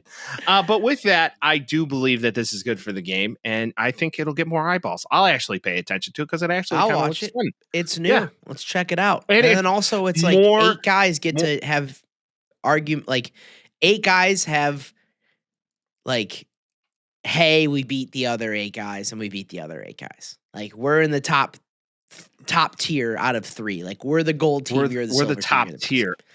Right. We're the top tier of the 8 teams, right? Yeah. So I like this thought process. I like this concept. That's Mike talking about the NBA. Oh, and the Bucks won the NBA Cup. Yes. Whatever the fuck it means, whatever it's worth. I don't know. It's just. You see what happened at the end? Do you see what happened after? Damian Lillard signed a lifetime contract with Adidas. No, I didn't even know that happened. Did he? Yeah, that happened. Good for him. Hell yeah. He's their best Adidas athlete now, outside of like D Rose, but that's more of like a legacy thing. No, so last year the Lakers won. Darvin Ham was the coach. The Lakers celebrated. Blah blah blah. Shit. The rest of the year, just shit. They set up coolers full of Michelob Ultra, also a sponsor. They set up a bunch of stuff in the locker room. Doc Rivers said, no, sir. We're not celebrating shit, bitch. We are in December. We're not celebrating a NBA playoff cup, or not even playoff, NBA Cup victory. We have work to do. We don't celebrate halfway through the season. And to that I say, good fucking point, Doc Rivers. I like where your head's at, dude. Like, I hope that the security team and the janitorial team and all of them went in there and got wasted off all that stuff. Doc Rivers said he talked to Darvin Ham after and said, how did that affect your team after all of that happened? And he's like, honestly, I think it took the actual focus away from what was going on during the season. So the Bucks won it, and then they went home because it was a business trip. And that's what it was. It's the middle of the season, man. Like, what do you... It is the middle of the season, and that's why I'm saying, like, I don't put too much validity into this cup thing. It's just because fun. They played OKC. Fun. I'm sorry, OKC is the better team. Overall, they are a better team. Any given day. Any given game, right? Well, that's why, like... And the focus and the energy of this whole cup ordeal. Yeah. I don't feel like you're going to put as much effort as you would into the finals. Well, be that Eastern Conference. Clearly not. Right. But so also, you would put more effort into that than a December 16th game in the middle of the season. I think that's the argument. They're like, let's try to make it a little bit more fun than just a normal regular season game, which it is. And it's a little kitschy and bullshitty and all that, blah, blah, blah. It's good for the kids, whatever. The NBA is definitely an international league, like more than probably anything we have right now.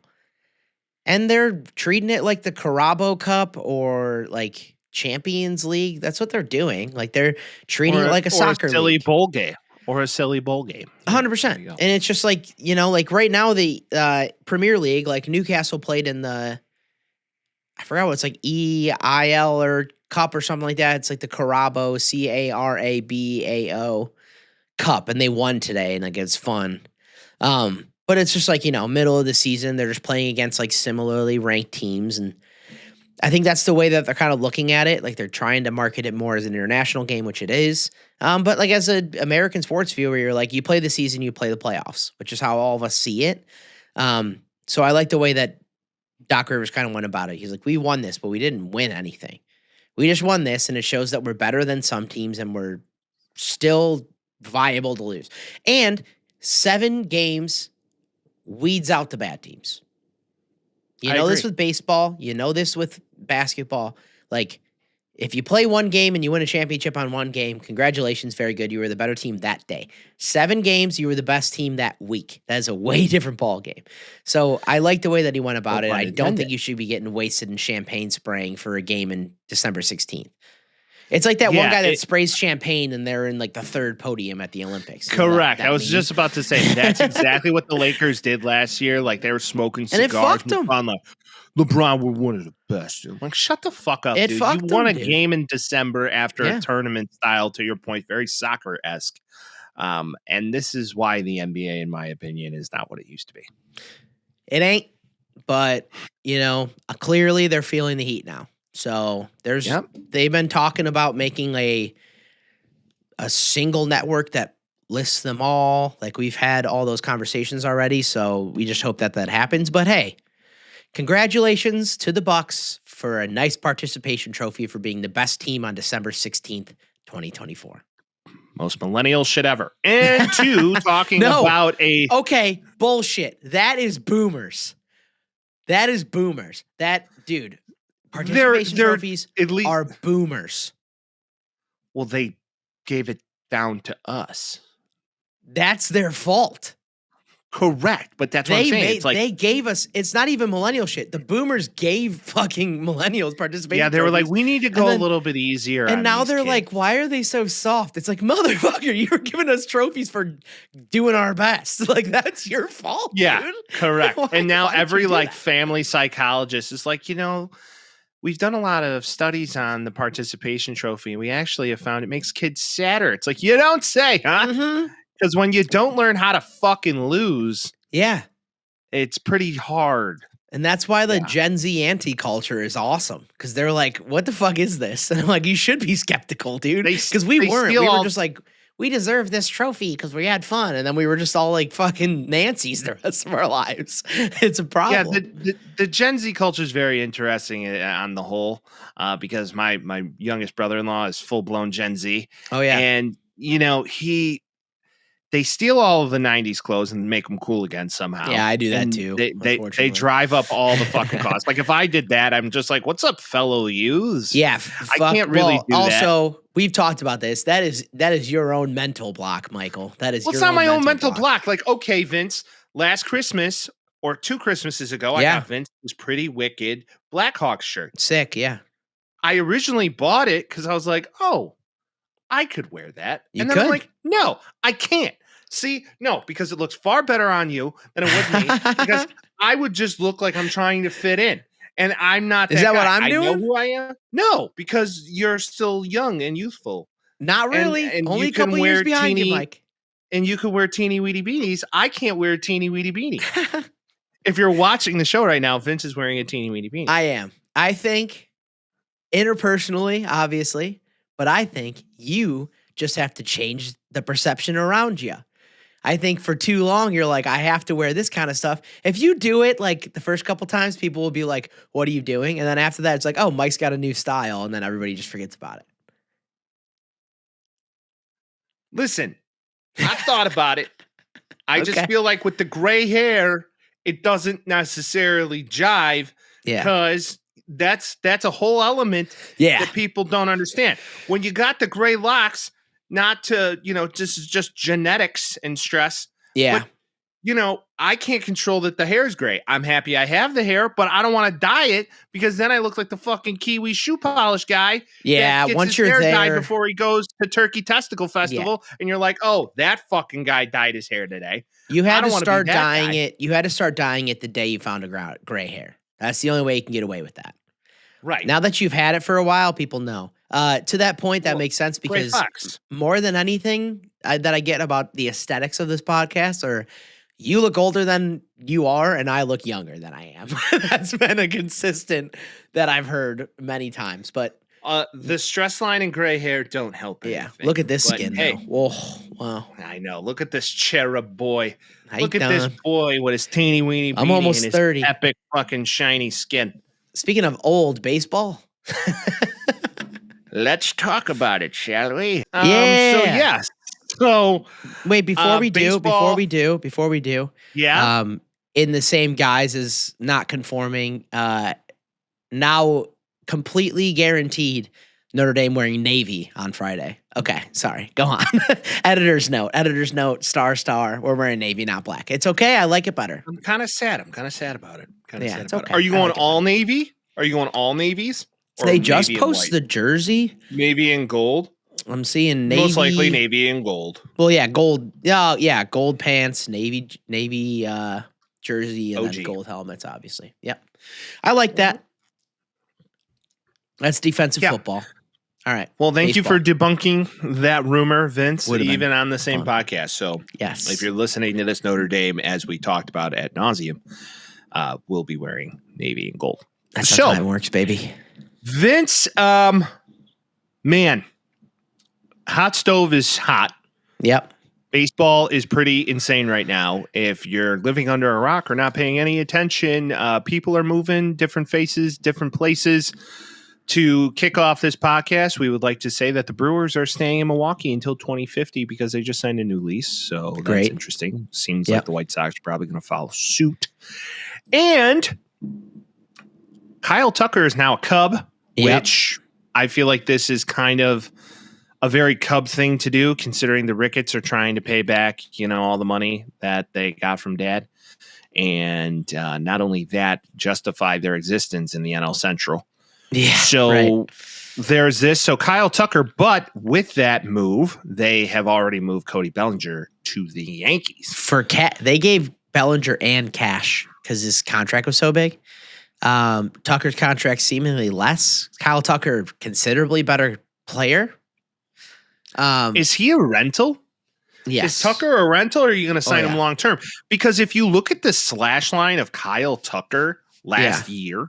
Yeah. And then also look at the slash line and don't say anything, but of the $765 million man, why is his name totally slipping me right now? Juan Soto. You told me not to say anything. Juan Soto. Juan Soto. Yeah. Age is a thing. So Juan Soto and Kyle Tucker, if you look at their numbers statistically up to the All-Star break last year, basically the same guys on paper. Yeah, man. Dude, Kyle Tucker, criminally underrated. He's an Astros guy. So when you think about the Astros, you think about the Altuves and formerly the Springers and the Correas and all that stuff, or the Alvarezes now. Kyle Tucker consistently been one of the, if not the best player on that team for the last 5 years. Yeah. I like the pickup. If anything, this is Kyle Tucker's on the team now. Hopefully you can sign him long term. That's what it feels like is going to happen. I don't know listen, I feel like Chicago, regardless if you're playing on the south side or north side, would be an awesome place to play baseball. For him, I do believe, though, he's going to go elephant hunting when he's a free agent, because why would you not? He's going to have teams give him a max contract. And why would you not? Depending on who represents him, if it's a Boris deal, you never know. Now, what's also interesting about the NL Central currently is that the Brewers move on from arguably one of the biggest pieces of their entire bullpen being their closer. Devin Williams. Devin Williams gets traded to Yankees for some prospects. Granted, the Brewers usually know what they're doing from a front office perspective. They always do it right. Scratch my head. Yeah, I get it, but it kind of makes you scratch your head because now you got rid of the guy who slams the door. Yeah. And, Devin Williams can make or break your playoff hopes. He comes into the MLB, though, a couple years ago as a starter. Remember that? Yeah. And he moved to the bullpen after Very that. Michael Kopech. In the same vein, though, Brewers aren't known to pay people. I don't know if you saw the interview that he did right after he got traded. Didn't expect the Yankees. Expected Los Angeles. Didn't seem too smitten on the New York Yankees. Didn't seem too jacked about that trade. Do we believe that the Yankees potentially are viewed around the league as just a bunch of fucking prima donnas? Yeah. And they're not going to be able to get away from the overall clout of Giancarlo Stanton and Aaron Judge because they own the world, but they don't perform in the playoffs. I don't even think it's that. Run?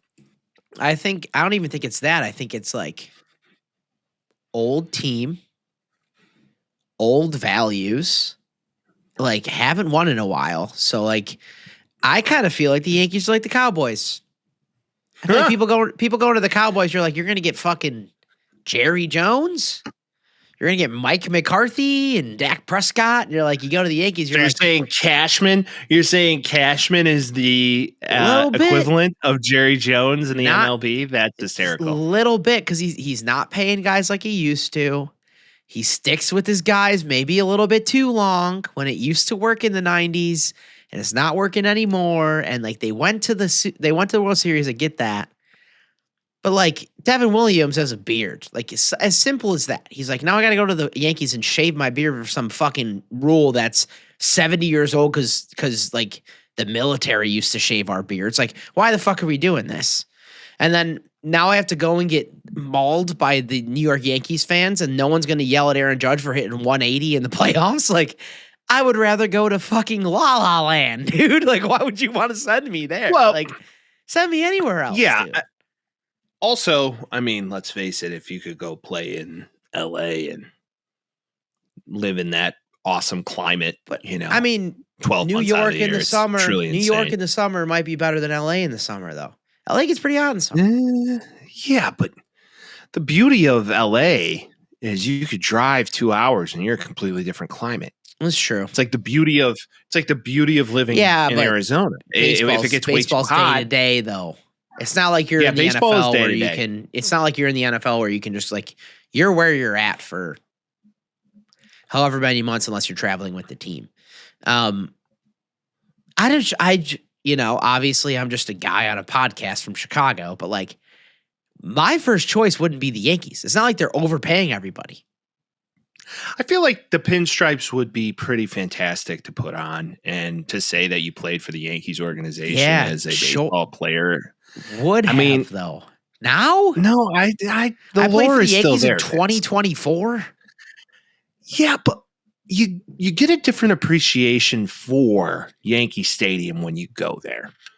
And going there over the summer, there's a lot of those. It's palpable. It didn't. Don't get me wrong. It's a pretty interesting place to watch a sports game. It's a very small, intimate ballpark. It's definitely a hitter's venue. It's a hitter. But he's played there. Who? Devin Williams has probably played there. The Brewers probably played. He's probably played there. I'm just saying, like, you get to live near the Bronx, or I mean, granted, you got to live somewhere near it. Yeah. To get there is a bitch. To drive in New York in general, or you don't want it. You're taking New the York train. or New Jersey blows. So I do believe, though, that Yankee Stadium is not Fenway Park. Fenway Park, Vince and I got the ability to experience that together. Yeah. And I mean, walking in, you feel something. Yeah. Like the ghost of baseball's past. Yes, it's like walking in. Vince looked at me. He's like, "Dude, I have chills right now." It's wild. It was wild. It was a weird feeling. Like literal chills. He looked at me. He's like, "We are here."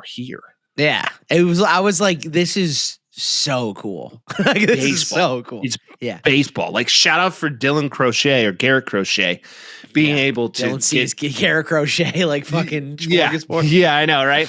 Dylan Cease Crochet. But shout out to Garrett Crochet being able to get traded to an epic franchise, the Boston Red Sox, and walk in the footsteps of one of the best left-handers to ever play or put on a White Sox uniform, Chris Sale.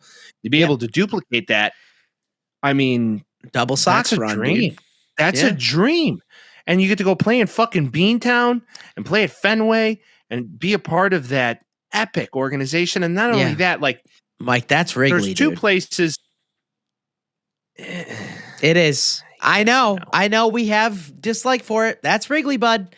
People go 5 years into their career and they're like, I finally got to play at Wrigley. That is literally Wrigley. For better or for worse, that is what it is.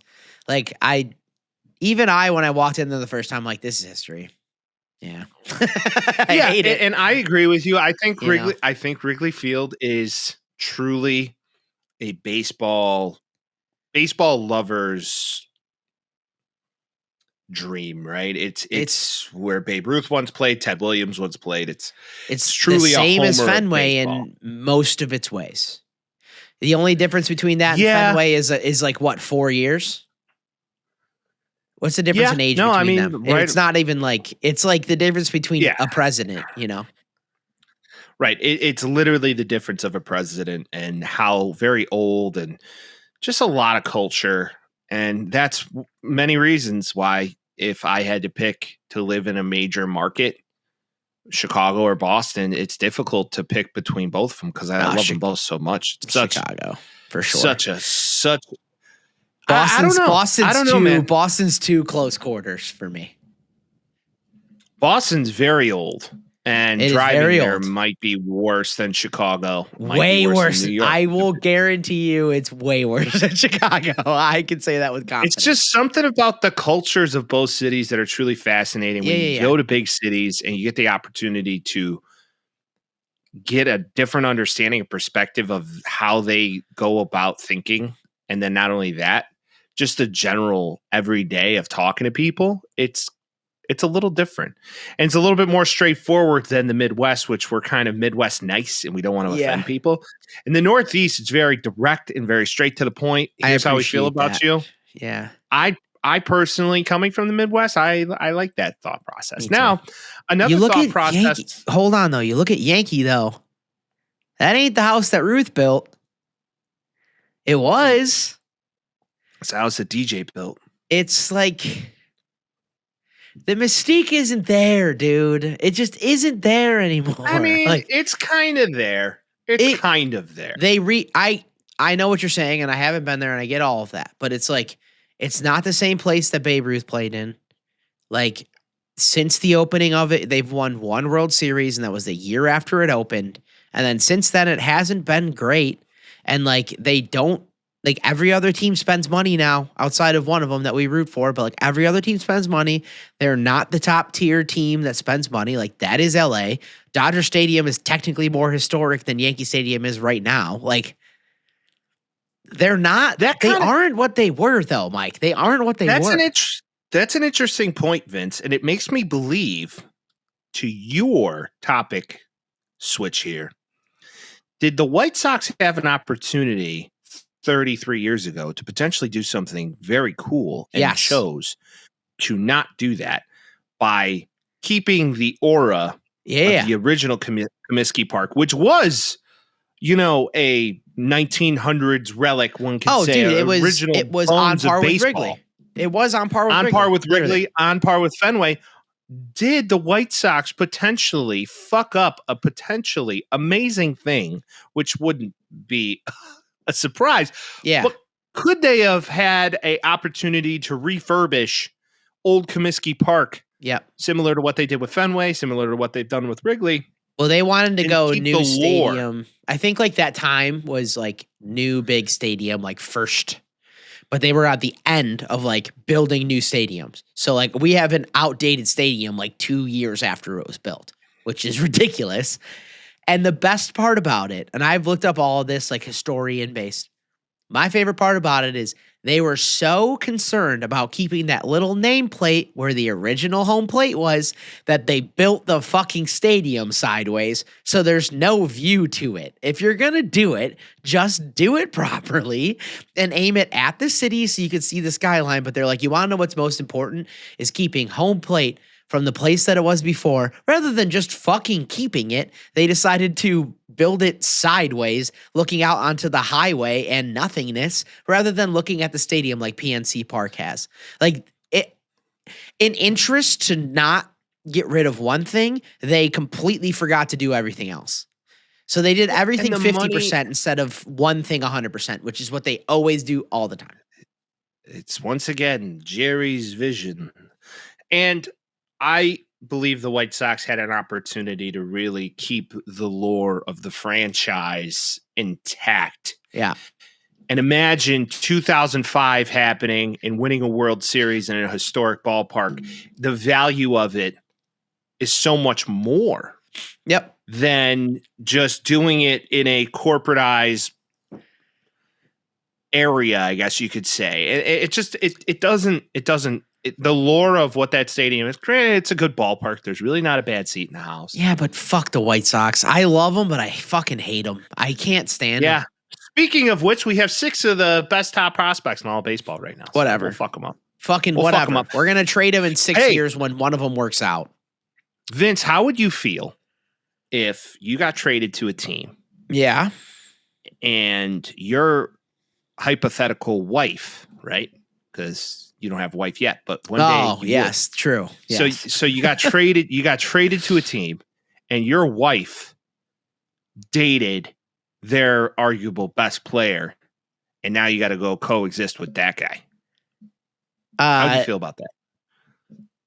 Knowing you're an Eskimo brother to another teammate, how would you feel? Being friends with somebody that I have like 2 friends I'm an Eskimo brother with, right? But you don't seriously date or marry that girl, right? You know what I'm saying? Like if you had just friend grouped, you just so probably happened not that good. You got around. And then the other part of me is we've already had this conversation. You know? He talked to her about that for sure at some point. I feel like at some point she clearly has a thing for baseball players. No first shit. First one didn't work out. Second one did. If they love each other the way that they love each other, there's always it's not a non-zero chance that Cody Bellinger was going to play with Giancarlo Stanton at some point. Yeah. They had to talk about the concept of that happening. Yeah. So like, yeah, it's happening and it's a long time in the past. And realistically, Bellinger's probably like, hey man, I get it. Like this happened before. I get it. You hit it. I hit it. We're just gonna move on past that and he's probably fine. Like is Stanton married? I don't know. Listen, if I was making millions of dollars to play a sport and living in New York, I don't know if I'd be married. Because like Derek Jeter notably didn't choose to do that. And I know, but he's also more handsome than both of us combined into one person. No. Yes. Beautiful. Beautiful. Yes. I don't know if Stanton's married. I can't even figure out. It looks like he has a secret romance right now. Part of me feels like being in the press, like high valued athlete merits situations like this. Cody Bellinger knew what her history was beforehand. They got married outside of that. Like, if this was like a Cal Ripken Jr., like my wife cheated on me with blah, blah, blah, or Ben Zobrist, it's a whole different ball game. Right. But this is like or it wasn't even like a hookup random, like I shouldn't have done that. Like they dated. How Ben Zobrist had to feel that his wife like had a fucking song about him. Evil bitch. She's an evil bitch. And then what? She was fucking Addison Russell, right? Something like that. I don't know who it was exactly. I don't remember, like she was banging Addison Russell because then she was like fucked everything that moved. And she was like a queen of the church girl, and like, oh, like look at me, I'm Mrs. Like Perfect all the time, like queen, just evil, like, just damn, just. She was an evil lady. I think they're both adults. I think they're both in their 30s now, and I don't think it matters that much, because all right, that's Vince, how relationships go. Bigger question, better question. Who's got a bigger pipe? I knew you were going to ask that. Stanton. No, you didn't. Yeah, because you said bigger. Why? Just because of general size? Yeah, but if he did steroids, probably shrunk a little bit. Because he's in theory, the steroids shrink the testes. Oh, so it makes the dick look bigger. Piece. Yeah, the piece actually, because your testosterone goes up, actually gets a little bit bigger. Fun knowledge for all you out there trying to look into doing the anabolic steroids. I don't know. Bellinger's kind of got that string pole white guy. Yeah. Maybe he has a huge dick. Maybe he's got a hog. Maybe he's skinny, here's my answer. Tall white dude with an absolute both are bigger than fucking mine. piece. Totally. That's my answer. Totally. Now the real question is, if you put both of ours together, are we bigger than those guys? Probably not. As a podcast, we have failed you. And for that, as a podcast, we're about the size of Cody Bellinger's dick. A collective podcast, I don't even know we're the size of Cody. Right? Yeah. Because we're here for laughs. Okay? Jesus. We talk about sports and stupid stuff, and sometimes just the topic of the size of the Pashad gets thrown in. We're just going to talk about Vince, we're just going to talk about it. And speaking of talking about it, Yes. we have a new segment for you this week. We do.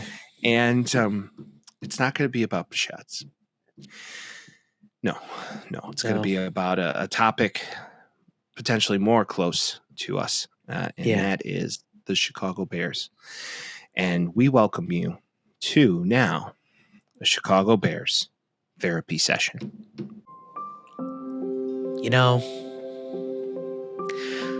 sometimes we get into it. We get into the weeds about things. And I think we need to take more time to consider where we are in life and like who we're surrounded by. Why do we argue about 4th round punters and coaches of old and people that we feel are going to change our destiny when we know well why these things happen? And I think that we need to focus more about what's inside and how it makes us as people. And like, you know, Matt Eberflus is a nice guy. Caleb Williams, nice guy. Torrey Taylor, reasonably nice guy. Ryan Poles, nice guy. And I think, like, you know, more than anything, George. Listen, dude. George McCaskey. This motherfucker. We're switching. George McCaskey, all right, dude? You motherfucker. This freaking guy, all right? We're just hiring guys. We're firing guys. Willy-nilly. Crony magic, dude. I feel like I'm Thomas Cruise in an action movie. That's why this background music's going on. What the fuck were you thinking hiring Kevin Warren? He fucked up the Big Ten more than anybody. Fucked up the Big Ten more than anybody. Fucked up the TV deal. Said it was going to be all sports. Then backtracked, said, no, not football. Then builds a fucking stadium in Minneapolis and think you can duplicate it on the Chicago shore, which you can't. Had a whole fucking press conference. Now it's not happening. Yeah. And he's also saying that he's going to hire. This is bullshit. It's bullshit. It sucks. It's bad. It's bad. The Bears are worse than they were with Eberflus. Defense is bad and everything's bad. And they lost by a lot this week. And who cares? Thank you for coming to the Bears therapy session. No, new reports. Okay. So is this even worth it? Is this even worth it, dude? Hey, we just had a whole large energy shift, and I really like it. Now I'm amped. So recent reports have come out that Ryan Poles, who we have speculated on this podcast, never hired Matt Everflush. Yeah, never hired Matt Everflush. Clearly. That report is actually false. He actually died on that hill. Did he? And I think it will ultimately, it will actually be the demise of him in a Chicago Bears logo. And now the real question for me is, can he not pick a head coach? Because that team that they had, the selection committee for a head coach for the Chicago Bears, were all in on Bill Caldwell, former Lions head coach, and decided, no, that's not going to work. Jim Caldwell. Yeah. Also reported that they had the potential opportunity with him, decided to backtrack. Eberflus was allegedly on the line of losing his job with in the Indy, Colts, and instead got hired as the Bears head coach. So a lot of things that just make you scratch your head and go, huh? Caleb's running for his life. I don't get it. We've had two good head coaches in the history of the Bears. In the history since the 80s. I'll give it that. Before then, they were good. It was Ditka and it was Ditka. That's just a fact. How you hire a 10-6 head coach is always what I don't want to do is talk about the Bears for ad nauseum today because they fucking no have time. But what I do want to say is that I am now under the guise that obviously ownership matters. We've been talking about that forever, but I also believe that The coach is more important than the quarterback. There are exceptions to the rule, but here's my argument.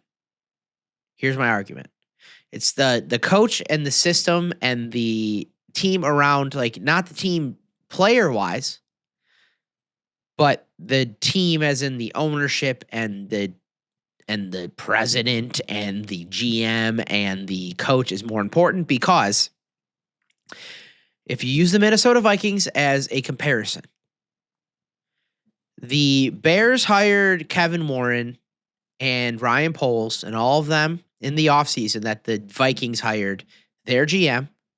They hired Poles right before they hired their GM. They hired Eberflus right before they hired Kevin McConnell or O'Connell or whatever it is, Irish Connell. And Kevin O'Connell, right? I believe. He had Kirk Cousins, who Kirk Cousins worked out really well for him. He moves to Sam Darnold, who was a journeyman. He was with the Jets. He was with the Panthers. Sam Darnold plays his best under Kevin. Reasonably, they're probably going to get rid of Sam Darnold and have J.J. McCarthy, and I believe that J.J. McCarthy is going to play better than Caleb Williams because J.J. McCarthy's in a system that it's O'Connell, right? Yes, Kevin O'Connell. Let's stop right there. Or is it McConnell? How in the fuck? O'Connell. Time out. Why am I forgetting? How in the fuck do you interview Matt Everflush and then you interview Kevin O'Connell, which did interview with the Bears, and go, good-looking young guy who comes from a Shanahan offense, comes from great roots of winning. And we've already seen the McVays of the world get jobs. And also you look at other, Robert Saleh, who got a shit end of a stick, in my opinion, still going to be a head coaching job. Also look out for the Bears to look at him, because that's sad, but it's you're going to put him in the same situation. They're going to put him in the same situation. It's the Bears. So with that, how do you interview both of those guys? This is what I'm saying. Everflush. This is what I'm saying. And now O'Connell, to your point, Vince, is making it work. He's flawless with quarterbacks. He makes Kirk Cousins better. He makes Sam Darnold a reasonable starter. He's going to make J.J. McCarthy a decent to good quarterback because he has a system and he knows how to do it. It is beyond me. Though. He hires B-Flow when everybody's anti-B-Flow. He hires B-Flow, and B-Flow makes their defense fucking nails all year.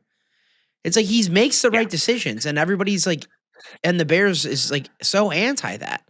And then they hire guys that clearly aren't leaders of men, which they've been talking about. It's like they do this. The problem is, Vince, they think they're the smartest people in the room. You can have the best quarterback in the world, and you put Eberflus in front of him, and you're fucked. You put Kevin O'Connell in front of him, and you benefit from it. You can have a worse quarterback that's going to play better with a system that's better for him. Coaches are more important than players. Get a right coach. Well, and especially in a league that's all QB driven, you probably should go get the head coach that is the QB whisperer. But Kevin O'Connell wasn't even the QB whisperer. He just comes from a system that's beneficial to QBs. Well, he knows the position and he knows how to get the most out of the position to the point. Right. So, ipso facto, QB whisperer. Why look at resume when you can say that guy's a nice fucking guy? And that's my argument: is that coaches are more important than the players that play for them. Because players also get have more to out look of at. coach. He did inherit Justin Jefferson, and a lot. So, I know, but you look at old chestnut. And Sam Darnold probably better set to start for them than J.J. McCarthy this year. All of that is true. Well, and it's I think you have to the NFC North conversation. You have to franchise tag Sam Darnold. I don't know if you do. I think you poll. You have to. The Chargers got rid of Drew Brees and took Phillip Rivers. Okay. And how many Super Bowls did that win them? They almost won a bunch. The Vikings are now the Saints 12 won a Super Bowl. I get it, but I'm saying it's not an one more than the Chargers. Thing. It's not an unprecedented thing, especially if your coach can get the best out of a guy. All right, let's and Bears therapy session. Thank you for joining us once again. Let's talk about our picks this week, Vince. I go 13-3. What did I go? Vince goes an unprecedented 14-2 to tie the league. And my losses were the week. Jags and the Lions. Okay. Yeah, two teams that my losses were the Panthers, Chargers, and Steelers. I chose the Steelers. I don't know what the fuck I was thinking, but I digress. Eagles are good. But with that, let's talk about it. Rams and 49ers. Okay, I don't know if games should continue to be played on Thursdays because I don't know if these guys are fully prepared. This game was a fucking joke for two teams that I think if they had more time to prepare would have been a hell of a fucking game. I don't 9-6 was the total score of two offenses that are supposed to be good. I had a parlay going that was Damian Lillard points on Tuesdays on the Tuesday before it. And it lost by a point. I had under 25. He had 26. And then I had Stafford over 250, thinking that was a shoe-in. Stafford's going to get 250. And not the case. So bad parlay for me. It was bad all around. The 49ers are a bad team this year. I don't even think if you play this game on Sunday, I think the Rams play better. I think the 49ers play exactly like they fucking did. I'm like them. I disagree with that wholeheartedly. How, dude? They've been bad all year. Debo looks old. I think Purdy's the best player on the team right now, and he played like shit that game. Does Sam Darnold potentially get a renaissance in San Francisco and go back there? And they just move off Purdy. Well, they got one more year with him though. Yeah, they got one more year with him, but maybe they're just like, you know what, Sammy D fits their system better. He's proven he could do it, and we'll get some new weapons. Pearsall looks to be good after getting shot. So I don't know if, the jury's out on him quite yet because the sample size isn't there yet. They're just not, they're not good. They can't move the ball. They haven't moved the ball all fucking year, Mike. Yeah, I don't disagree. I do believe, though, that they're a team right now that's been decimated by injuries all year. And I also believe that if you look at the sample size, it's not necessarily a coaching issue, nor is it something that I believe is a player issue. Now, Debo, to your point, could be getting old. He's slow. He's slow now. He's slow. He doesn't look like he has the step he once had. And whether that's just time and overuse, that could be it. And that's the problem when you have elite talent that you must pay. It's one of those things where you look at it and you just kind of go, okay, maybe the time is up and maybe you got to hit the reset button on the overall talent meter of the team. Bosa's still Bosa. Fred Warner is amazing. The second he had a fucking team. Game. Fred Warner tackled everybody the whole game. See, that's what he does. He just tackles everybody. I know. He's a dog. And you have a player walk off the field. I just feel like this isn't weird, year. Huh? Weird. Just walks off. A la Antonio Brown. Yeah, I was about to say very Antonio Brown. And it doesn't track for me. I don't believe that this team in particular is that bad. But I don't know if Shanahan's necessarily going to want to stick around to see it all end. Yeah, because for people him, talk about him getting fired. He might leave. I don't know if he's going to get fired, but similar like how Tony Dungy got traded for, by the Colts. Yeah, I could see the Bears maybe just saying, "Fuck it, let's just do something silly." And put a package together to the 49ers. Yeah, hey, give them DJ Moore and Tremaine Edmonds for your head coach. We'll take Kyle Shanahan. I'll take him. Yeah, here's DJ, and here's Tremaine Edmonds, and we'll let him draft us new people. And before you know it, we're looking good because he talked up Caleb like, can do it all. Last thing about this game, Rams win that division, or is it Seahawks?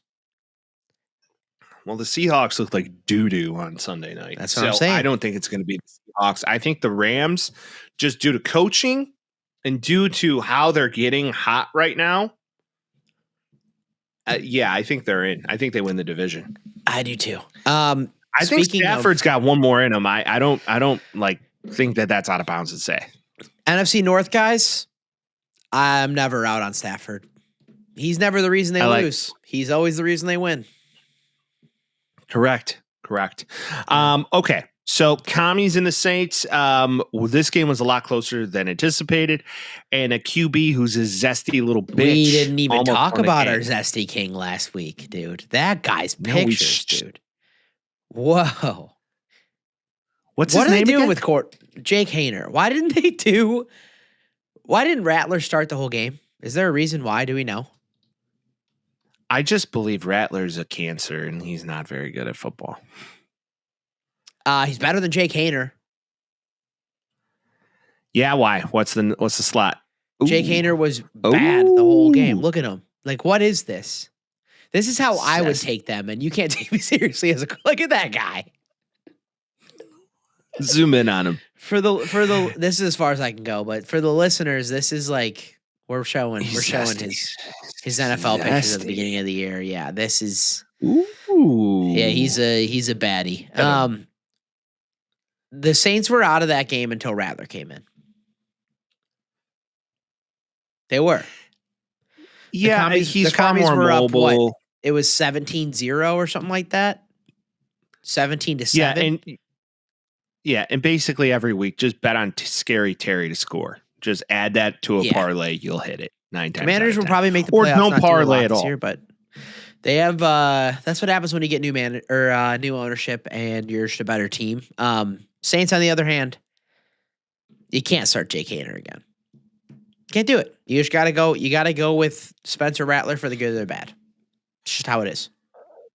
Yeah, I feel like this team, they're going to get a new head coach, a new QB room. Everything's going to change for them. So I don't think that Rattler might have a shot to compete, but he's a career backup. But who do they take at this point? It's not like they're going to be the worst team in the draft. Like, no, you just take a flyer on a Quinn Ewers, maybe.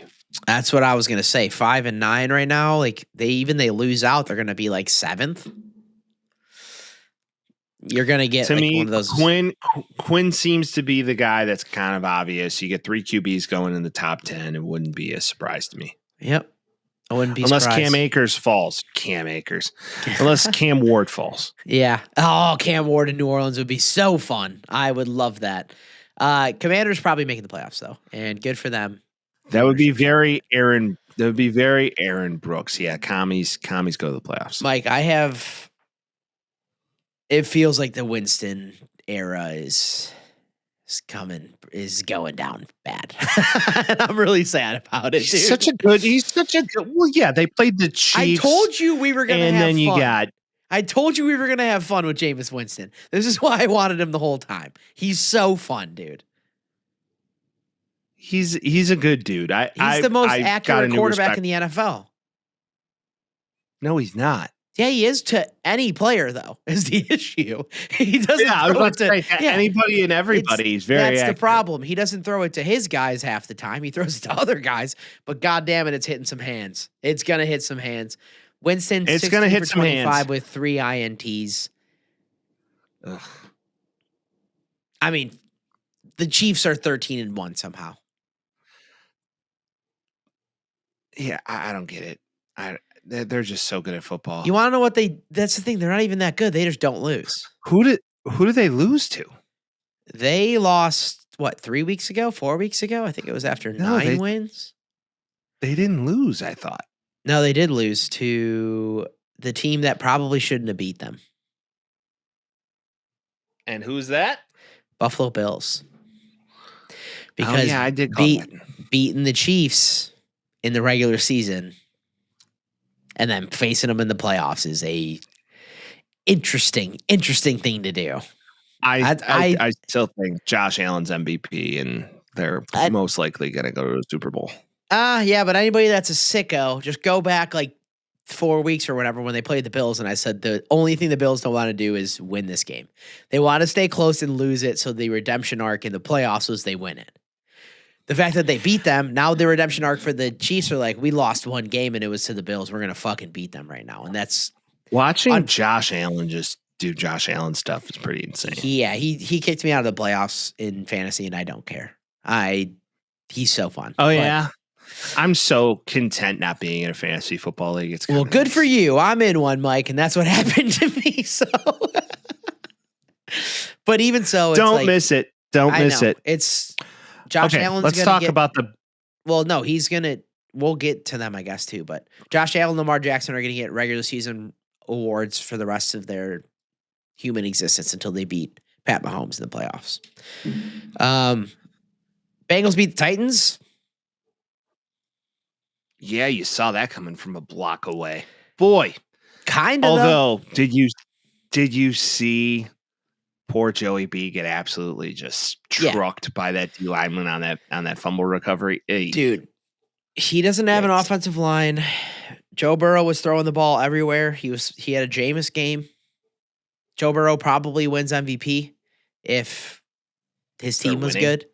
Yeah. But they're not good.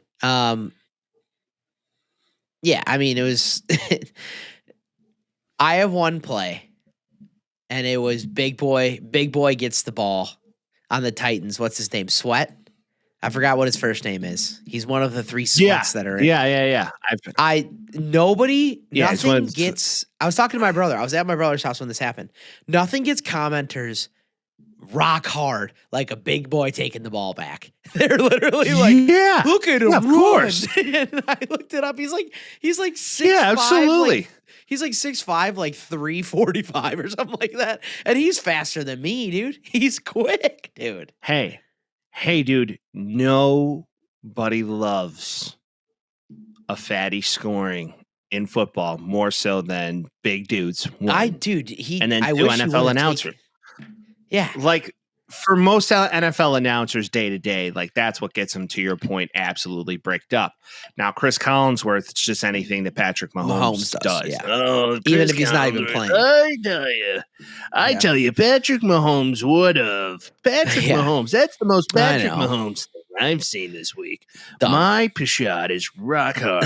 If he starts saying like Italian terms like that would kill me.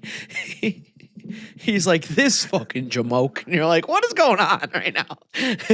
This type of guy. You look at it out here. Man. Yeah, get him some fucking brajol and a little bit of fucking prosciutto. This guy, probably would put Patrick Mahomes' brajol straight in his pooper. Do you know what this game did, Mike? Along with other games. It left them in malaria bet alive. Oh, because they're still playoff hopefuls. How alive? They're like stabbed 6 times and bleeding out on a rock. But do you know whose playoff hopes are dead? Hold on.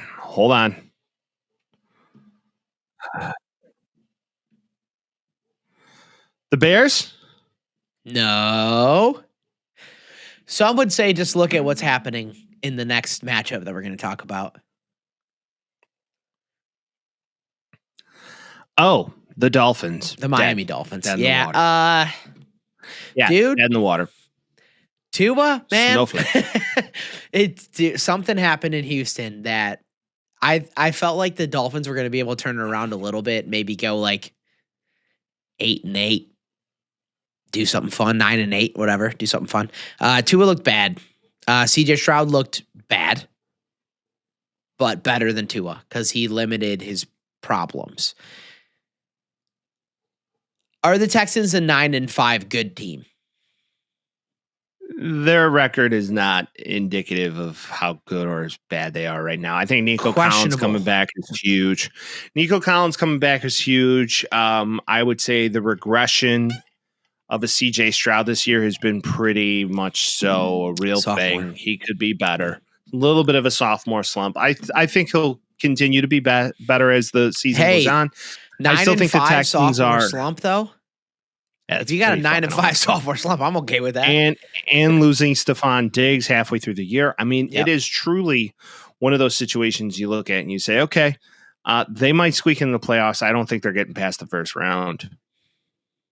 Crazier things have happened. Yep. So, I mean, hey, the Texans are good at football. They have been. Now, the Ravens just absolutely pumped the Giants. Lamar Jackson's just so 5 good. touchdowns. He's so 5 good. touchdowns. How about Does Dayball lose his job? Timeout. Does Dayball lose his gig? I mean, dude, what are you supposed to do with no quarterback? Yeah, I mean, Dane. Like, how the fuck did Tim Boyle get in? in a football game this weekend? How the fuck? Better he question. walked out, and How I was like, fuck? I was with my brother. I was like, is that former Jets great Tim Boyle? Like, what are we watching right now? What is this? Like, why is Tim Boyle playing quarterback? Like, what is Daboll supposed to do with fucking Tim Boyle, dude? What are we watching? Is that the ultimate white guy profession if you're like reasonably athletic as backup quarterback? Maybe, dude. I was expecting Lightning Mike White to come in.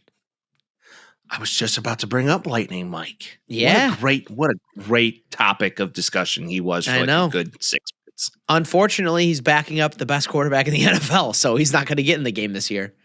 Hey, that even better. Hold a clipboard, chill, become a coach. I mean, that's the stack your cash, chill, live in KC. No one lived a better life than anybody backing up Tom Brady or Patrick Mahomes. So, all in all, the Ravens are good. The Giants are bad. Giants top pick. Ravens hope to make a Super Bowl. If there was a year, man, like I know the Chiefs only have one loss, but if there was a year, it's this year. Are we talking vintage Rodgers right now? Yeah, well, he balled out in that second half, didn't he? That was everything that the Him New and York Devontae Jets Adams looked like. I know, dude. Like they look like the connection of old. Everything that the New York Jets hopeful have been looking for, as in like what the Packers have done and can do, was that. That's what we saw for fucking 7 years or whatever, and like all of Rodgers' career, but specifically with those two, we've seen that so many times where I was watching it and I was like, oh my God, like this is Aaron Rodgers. This is what I'm used to. Just him just doing disgusting shit and just putting the ball exactly where he needed to all that second half. Yeah, it really showed that, they're always on the same page, those two. I mean, the Jets should be, but they haven't been this year. Next year, I just don't understand what you're going to do. I don't get it. Rodgers isn't staying. Devontae Adams said he's not coming to the Bears, so we know that for sure. But like, yeah, he said he would never. Where do those two wind up? Do they somehow find their way to like the Browns under Stefanski and like make it work there? That would be awesome for Browns fans, but also the Browns and the Jets and the Bears are, again, birds of a feather. So like they're all kind of the same. What does Devontae Adams' contract say right now? 5-year, 140 in 2022. So we still got 2 more years on his deal after this year. Like, he's not staying with the Jets if Rodgers leaves. Well, no, I don't think he's staying with the Jets if Rodgers leaves. No, he's gone. I think Garrett Wilson needs to find a new home, ask for a trade. Garrett Wilson had a game too. And they that's the thing about Rodgers. It's like, I don't know if Salah was the problem because I don't know if he was. It's just, I don't think him and Rodgers got along, and Rodgers doesn't like people who disagree with him. How many Super Bowl coaches have a losing record career?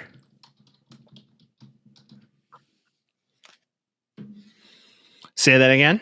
Like, so Doug Peterson has a losing record in his career, but he's won a Super Bowl. I would like to know who has the most or who has the worst record as a Super Bowl head coach. And I don't know what that is, because Doug Peterson has had a bad time since that Super Bowl. I don't know. I mean, maybe Gruden. Yeah, one could probably, argue right? One could argue John Gruden. Like, because he did nothing after he won a Super Bowl in Tampa. Did absolute dick. I'm seeing Barry Switzer, maybe Mike McCarthy. Yeah, Barry Switzer could be one. Yeah, maybe a Mike McCarthy. Who did Barry Switzer win with? I don't know. I know Barry Switzer. Wasn't it the Cowboys? Was he the guy that came after Jimmy? I think he was. I think he came in for like the season after Jimmy, after him and Jerry just didn't like each other, and then they won one after Switzer left OU. Still 40-34 as a head coach. Like Dougie P's got to be the worst one, unfortunately. I hate to say it, but yeah, I mean, I don't know. Gruden. I mean, that's nothing. like who's the ugliest person out of these supermodels. So that's not a bad place to be. Yeah, in, and so. McCarthy, before it's all said and done, might be there. So you got to look at that and say, yeah, okay. He's had a lot of winning, though. Speaking of the Cowboys did in fact play the Panthers, and the Panthers were looking good there for a minute, but the Cowboys just smoked them. Yeah, this is one of those games where we were looking at it and we were both like, Panthers playing well, Cowboys playing bad, and then you take 7 steps back and you're like, Cowboys are better than the Panthers. And then you should, you know, and like, I'm happy I took them, but you were like, I'm going to take the Panthers. I'm like, I guess I'll take the Cowboys then because it's a toss up. But like in reality, either of us could have taken the Panthers there. But at the end of the day, the Cowboys are better than the Panthers. Yeah, by 2 touchdowns. Pretty impressive work by Cooper Rush. I like Cooper Rush. I think he's actually a fairly good QB. I don't know if I agree, but he's better than a lot of backups. Let's put it that way. He's a solid backup. He's the Dua Lipa of backups. Let's put it that way. I like that. That's a good phrase. Pretty, but Vince, not a great vocalist. Correct. Now, Vince, this is something that I think personally I was kind of blown away with. You picked him without even blinking. The Bucks just put a beating on the Chargers, and Baker Mayfield's back, and Mike Evans is definitely back. I took the Bucks because you took the Chargers, because this is another toss-up game. It was more than a fucking toss-up. It was 40-17. Hey, what happens at the end of the game doesn't take away what happened before the game of what people thought. People think that the Chargers are good. The Chargers have been good this year. Buccaneers start getting their guys back. Bucky Irving injured. Baker Mayfield, do we believe in him? Do we not? We don't know. Now we do. I mean, the Falcons have not been playing well. The Buccaneers have a real shot here to win the NFC South again. That second game against the Falcons, like must-see TV. I think they're going to beat the fucking brakes off them, because now it is pretty much confirmed that Michael Penix is going to be the starter. Yeah, is it actually, or is that all hearsay? It's looking to be almost confirmed, and I mean, we'll see what Sunday brings, but I do believe that Michael Penix Penis is going to be a NFL starter. Yeah. Penix is the starting quarterback. They already said that's real. 1 hour ago. Yeah. That's confirmed, and it's looking like after, just we'll get to that game. But overall, I have a hot take. What's the hot take? Mike Evans, good wide receiver. That's not a hot take. He's actually a great wide receiver. Might be the most underrated wide receiver of all time. I mean, the first half of his career, he basically had Jameis just throwing the ball wherever, and he just had to go run and get it. And he did.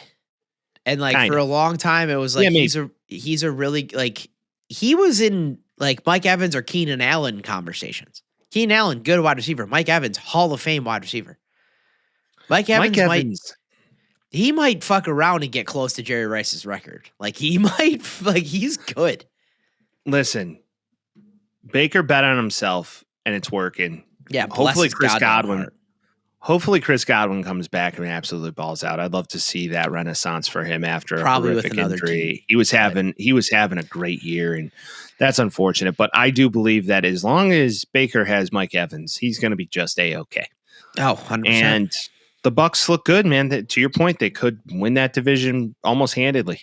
So we'll see what that second game brings. Now, the Colts really, really had a shot to win. This was their shot in Colorado. This was their shot. And Jonathan Taylor, of all people, just walked that game away from them. And why are guys still dropping the ball before they get into the end zone? That happened twice this weekend. I don't get it. Hold the ball till you pass the line. Just hold it. Hold it until you get 3 steps past the line. It's like, I understand that, it's how the game's going, how excited we are. Hold the ball, cross the line, let go of the ball. You know what I saw this weekend that I really loved? It was from Jahmyr Gibbs. Jahmyr Gibbs was losing. Scored 2 touchdowns that game. Know what he did immediately after scoring the touchdown? Oh, is this an old man take? Give the ball back to the ref and walked away. Gave the ball back to the ref, just walked away because he was losing. Because he was losing. It's not necessarily an old man take.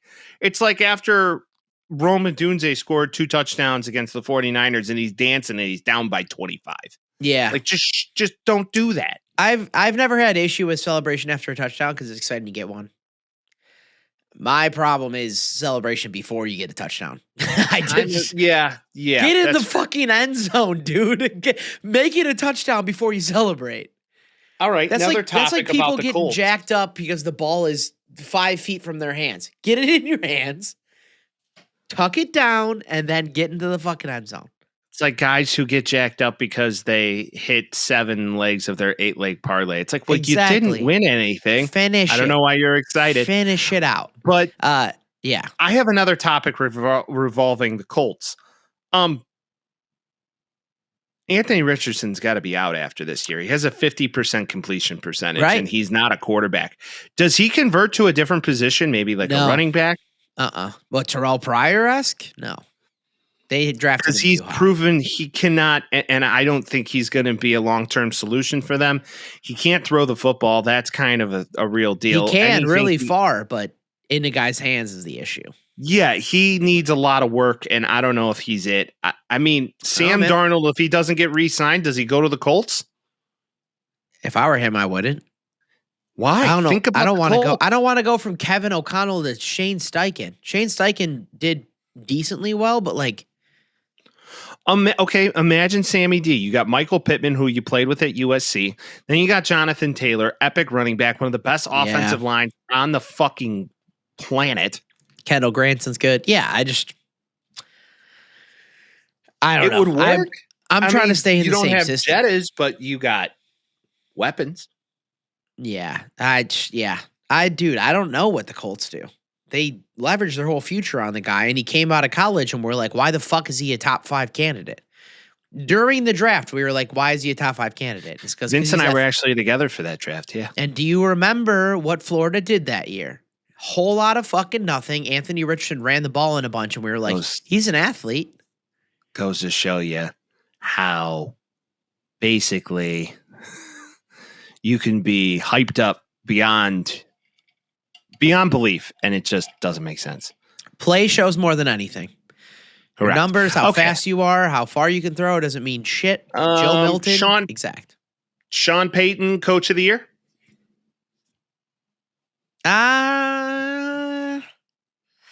Gotta be.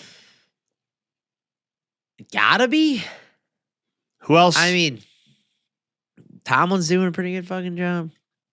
I mean, but thing is rookie like, quarterback situation. Come on. I know Dan Campbell. Kevin O'Connell. Kevin O'Connell wins that division. But Sean Payton's already won one too, bud. I'm just saying, Sean Payton with what it's rookie quarterback, the situation he's bound to win the fucking division. But it's not like Bo Nix fucking set the world on fire this week. I'm just saying he's a rookie though. I mean, they're winning games though that come down to this because of epic coaching. I will say that he's doing the best job out of any coach this year. Second best. Coach of the year. Okay, cool. No, but that's not how that voting goes. You know that. I think Mike Tomlin's doing the best job a coach is doing this year, personally. But he might not win one because of that. But all right. Either way, my anti-Sean Payton stance does not matter. I'm just saying like how that voting usually goes. It's like a new up-and-comer. We'll see what happens. Didn't Nagy win one? Yeah, exactly. Whatever. Cardinals beat the Patriots. Patriots stink. Drake May's pretty decent. Cardinals needed a win. Yep. Okay, good. Let's talk about the game everybody's been waiting for. Josh Allen's insanely good at football, and if he doesn't win an MVP, I might contract malaria. He is the MVP. The only guy that can maybe argue against him is the guy on the other side of the field. Who? Jared Goff had a fucking game. Yeah, but he's not MVP. He's statistically wise is close. It's a 3-man race right now. It's Allen. Said it's play Goff. shows everything. The shit Josh Allen's doing. If I'm a defensive coordinator, like I'm staying up at night. Well, what are you supposed to do? If he has nobody open, then he's going to run for 15 yards. If he has somebody open, he's going to throw for 50. Like what? You can't. True. Yeah. The only argument I can make is Jared Goff with a seemingly decimated team is 12-2.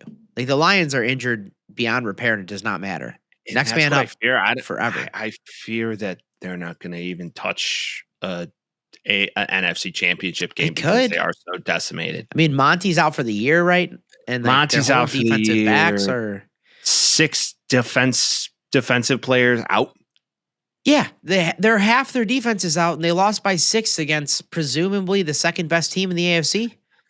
I understand, Vince, but when you look at the overall landscape of the division, and then you look at where they're headed, the Lions are beating the Vikings 8 out of 10 times. Not without half of their defense. I don't know if I agree. I think they do either way. I don't know, man. I don't think if they played the Vikings tomorrow, I don't know if they win that game. And that's what I fear for them. And moving forward, it's going to be a rough road for the Lions to get to the Super Bowl if this is going to be the team that they're putting on the field every week. Who's better to lead you, though, than Dan Camp? Fucking Dan Campbell, man. Yeah. I love the guy. You just kind of look at that and just go, man, I wonder what that's like. But everybody was laughing at them when they hired him. Do you remember that? Everybody was laughing at him. And clearly somebody knew what the fuck they're doing. Hindsight's always 20/20. They've built that team inside out. And what I mean by that is they've taken care of the lines to make sure that they've protected. Oh, the Detroit Lions? The Detroit Lions, they have protected their assets very well, which you need to. And when you draft a guy like Jahmyr Gibbs and you draft, real talent like Amon-Ra, and you bring in a game manager like Jared Goff, which he's nothing more than a Sam game manager. Laporta, Ben Johnson, Aiden Hutchinson, even though he's out, like all that shit. They're working. Yeah. So you look at it, it just Jack makes sense. Campbell. And Penei Sewell is arguably the best right tackle in football. I agree. Jack Campbell, bad draft pick. No, he's not worked out. Jahmyr Gibbs, bad draft pick. No, he's not. He's one of the best running backs in the league. What are you going to do? There you go. All right. And Bill still won the game, though. I mean, just saying. I know. The Steelers. But either way, this was like a battle of good. This is like a. Yes. The Lions lost that game, but they won that game in a lot of ways, too. In my opinion, best game all weekend. Yeah. Steelers and Eagles play. Game was scotch of a dud. Steelers are really nothing without George Pickens. I'll say that.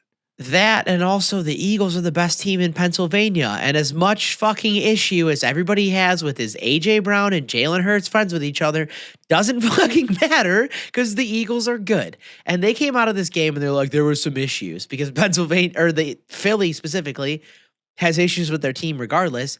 This team is good, dude. This team is second best in the NFC, maybe the best in the NFC. Like,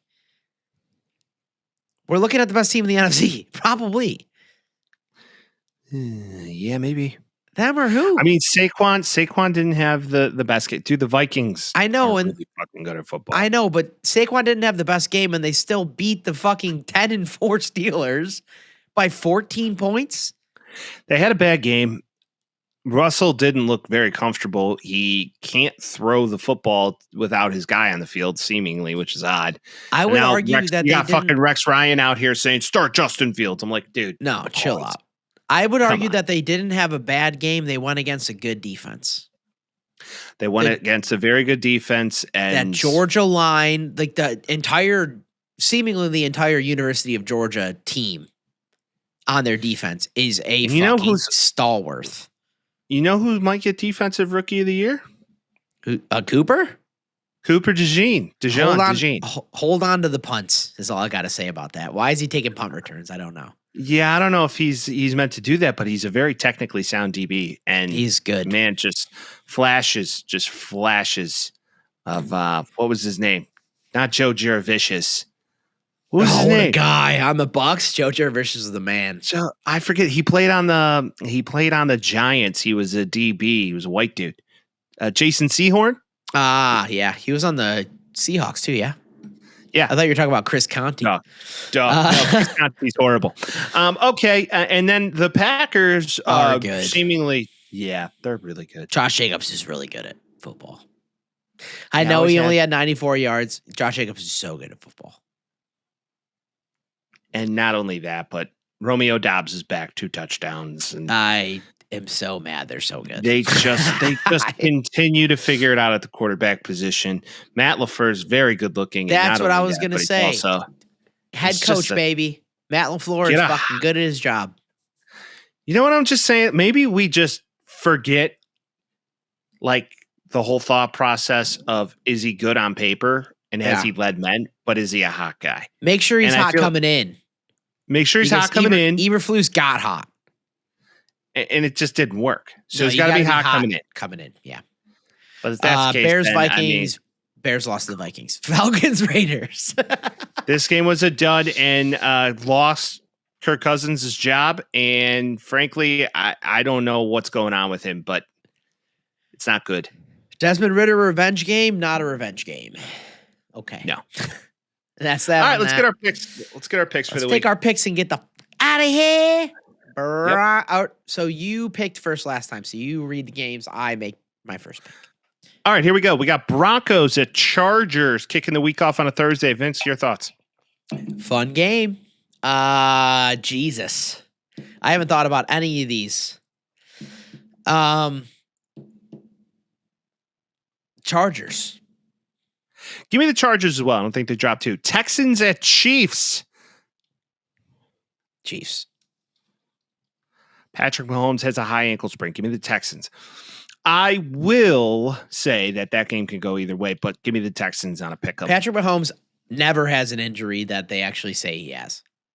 He has a high ankle sprain. I know, but then he just comes back and he's good for some reason. Next game, division matchup. Steelers at Ravens. You want to know who's bad against the Steelers? The Ravens. Give me the Steelers.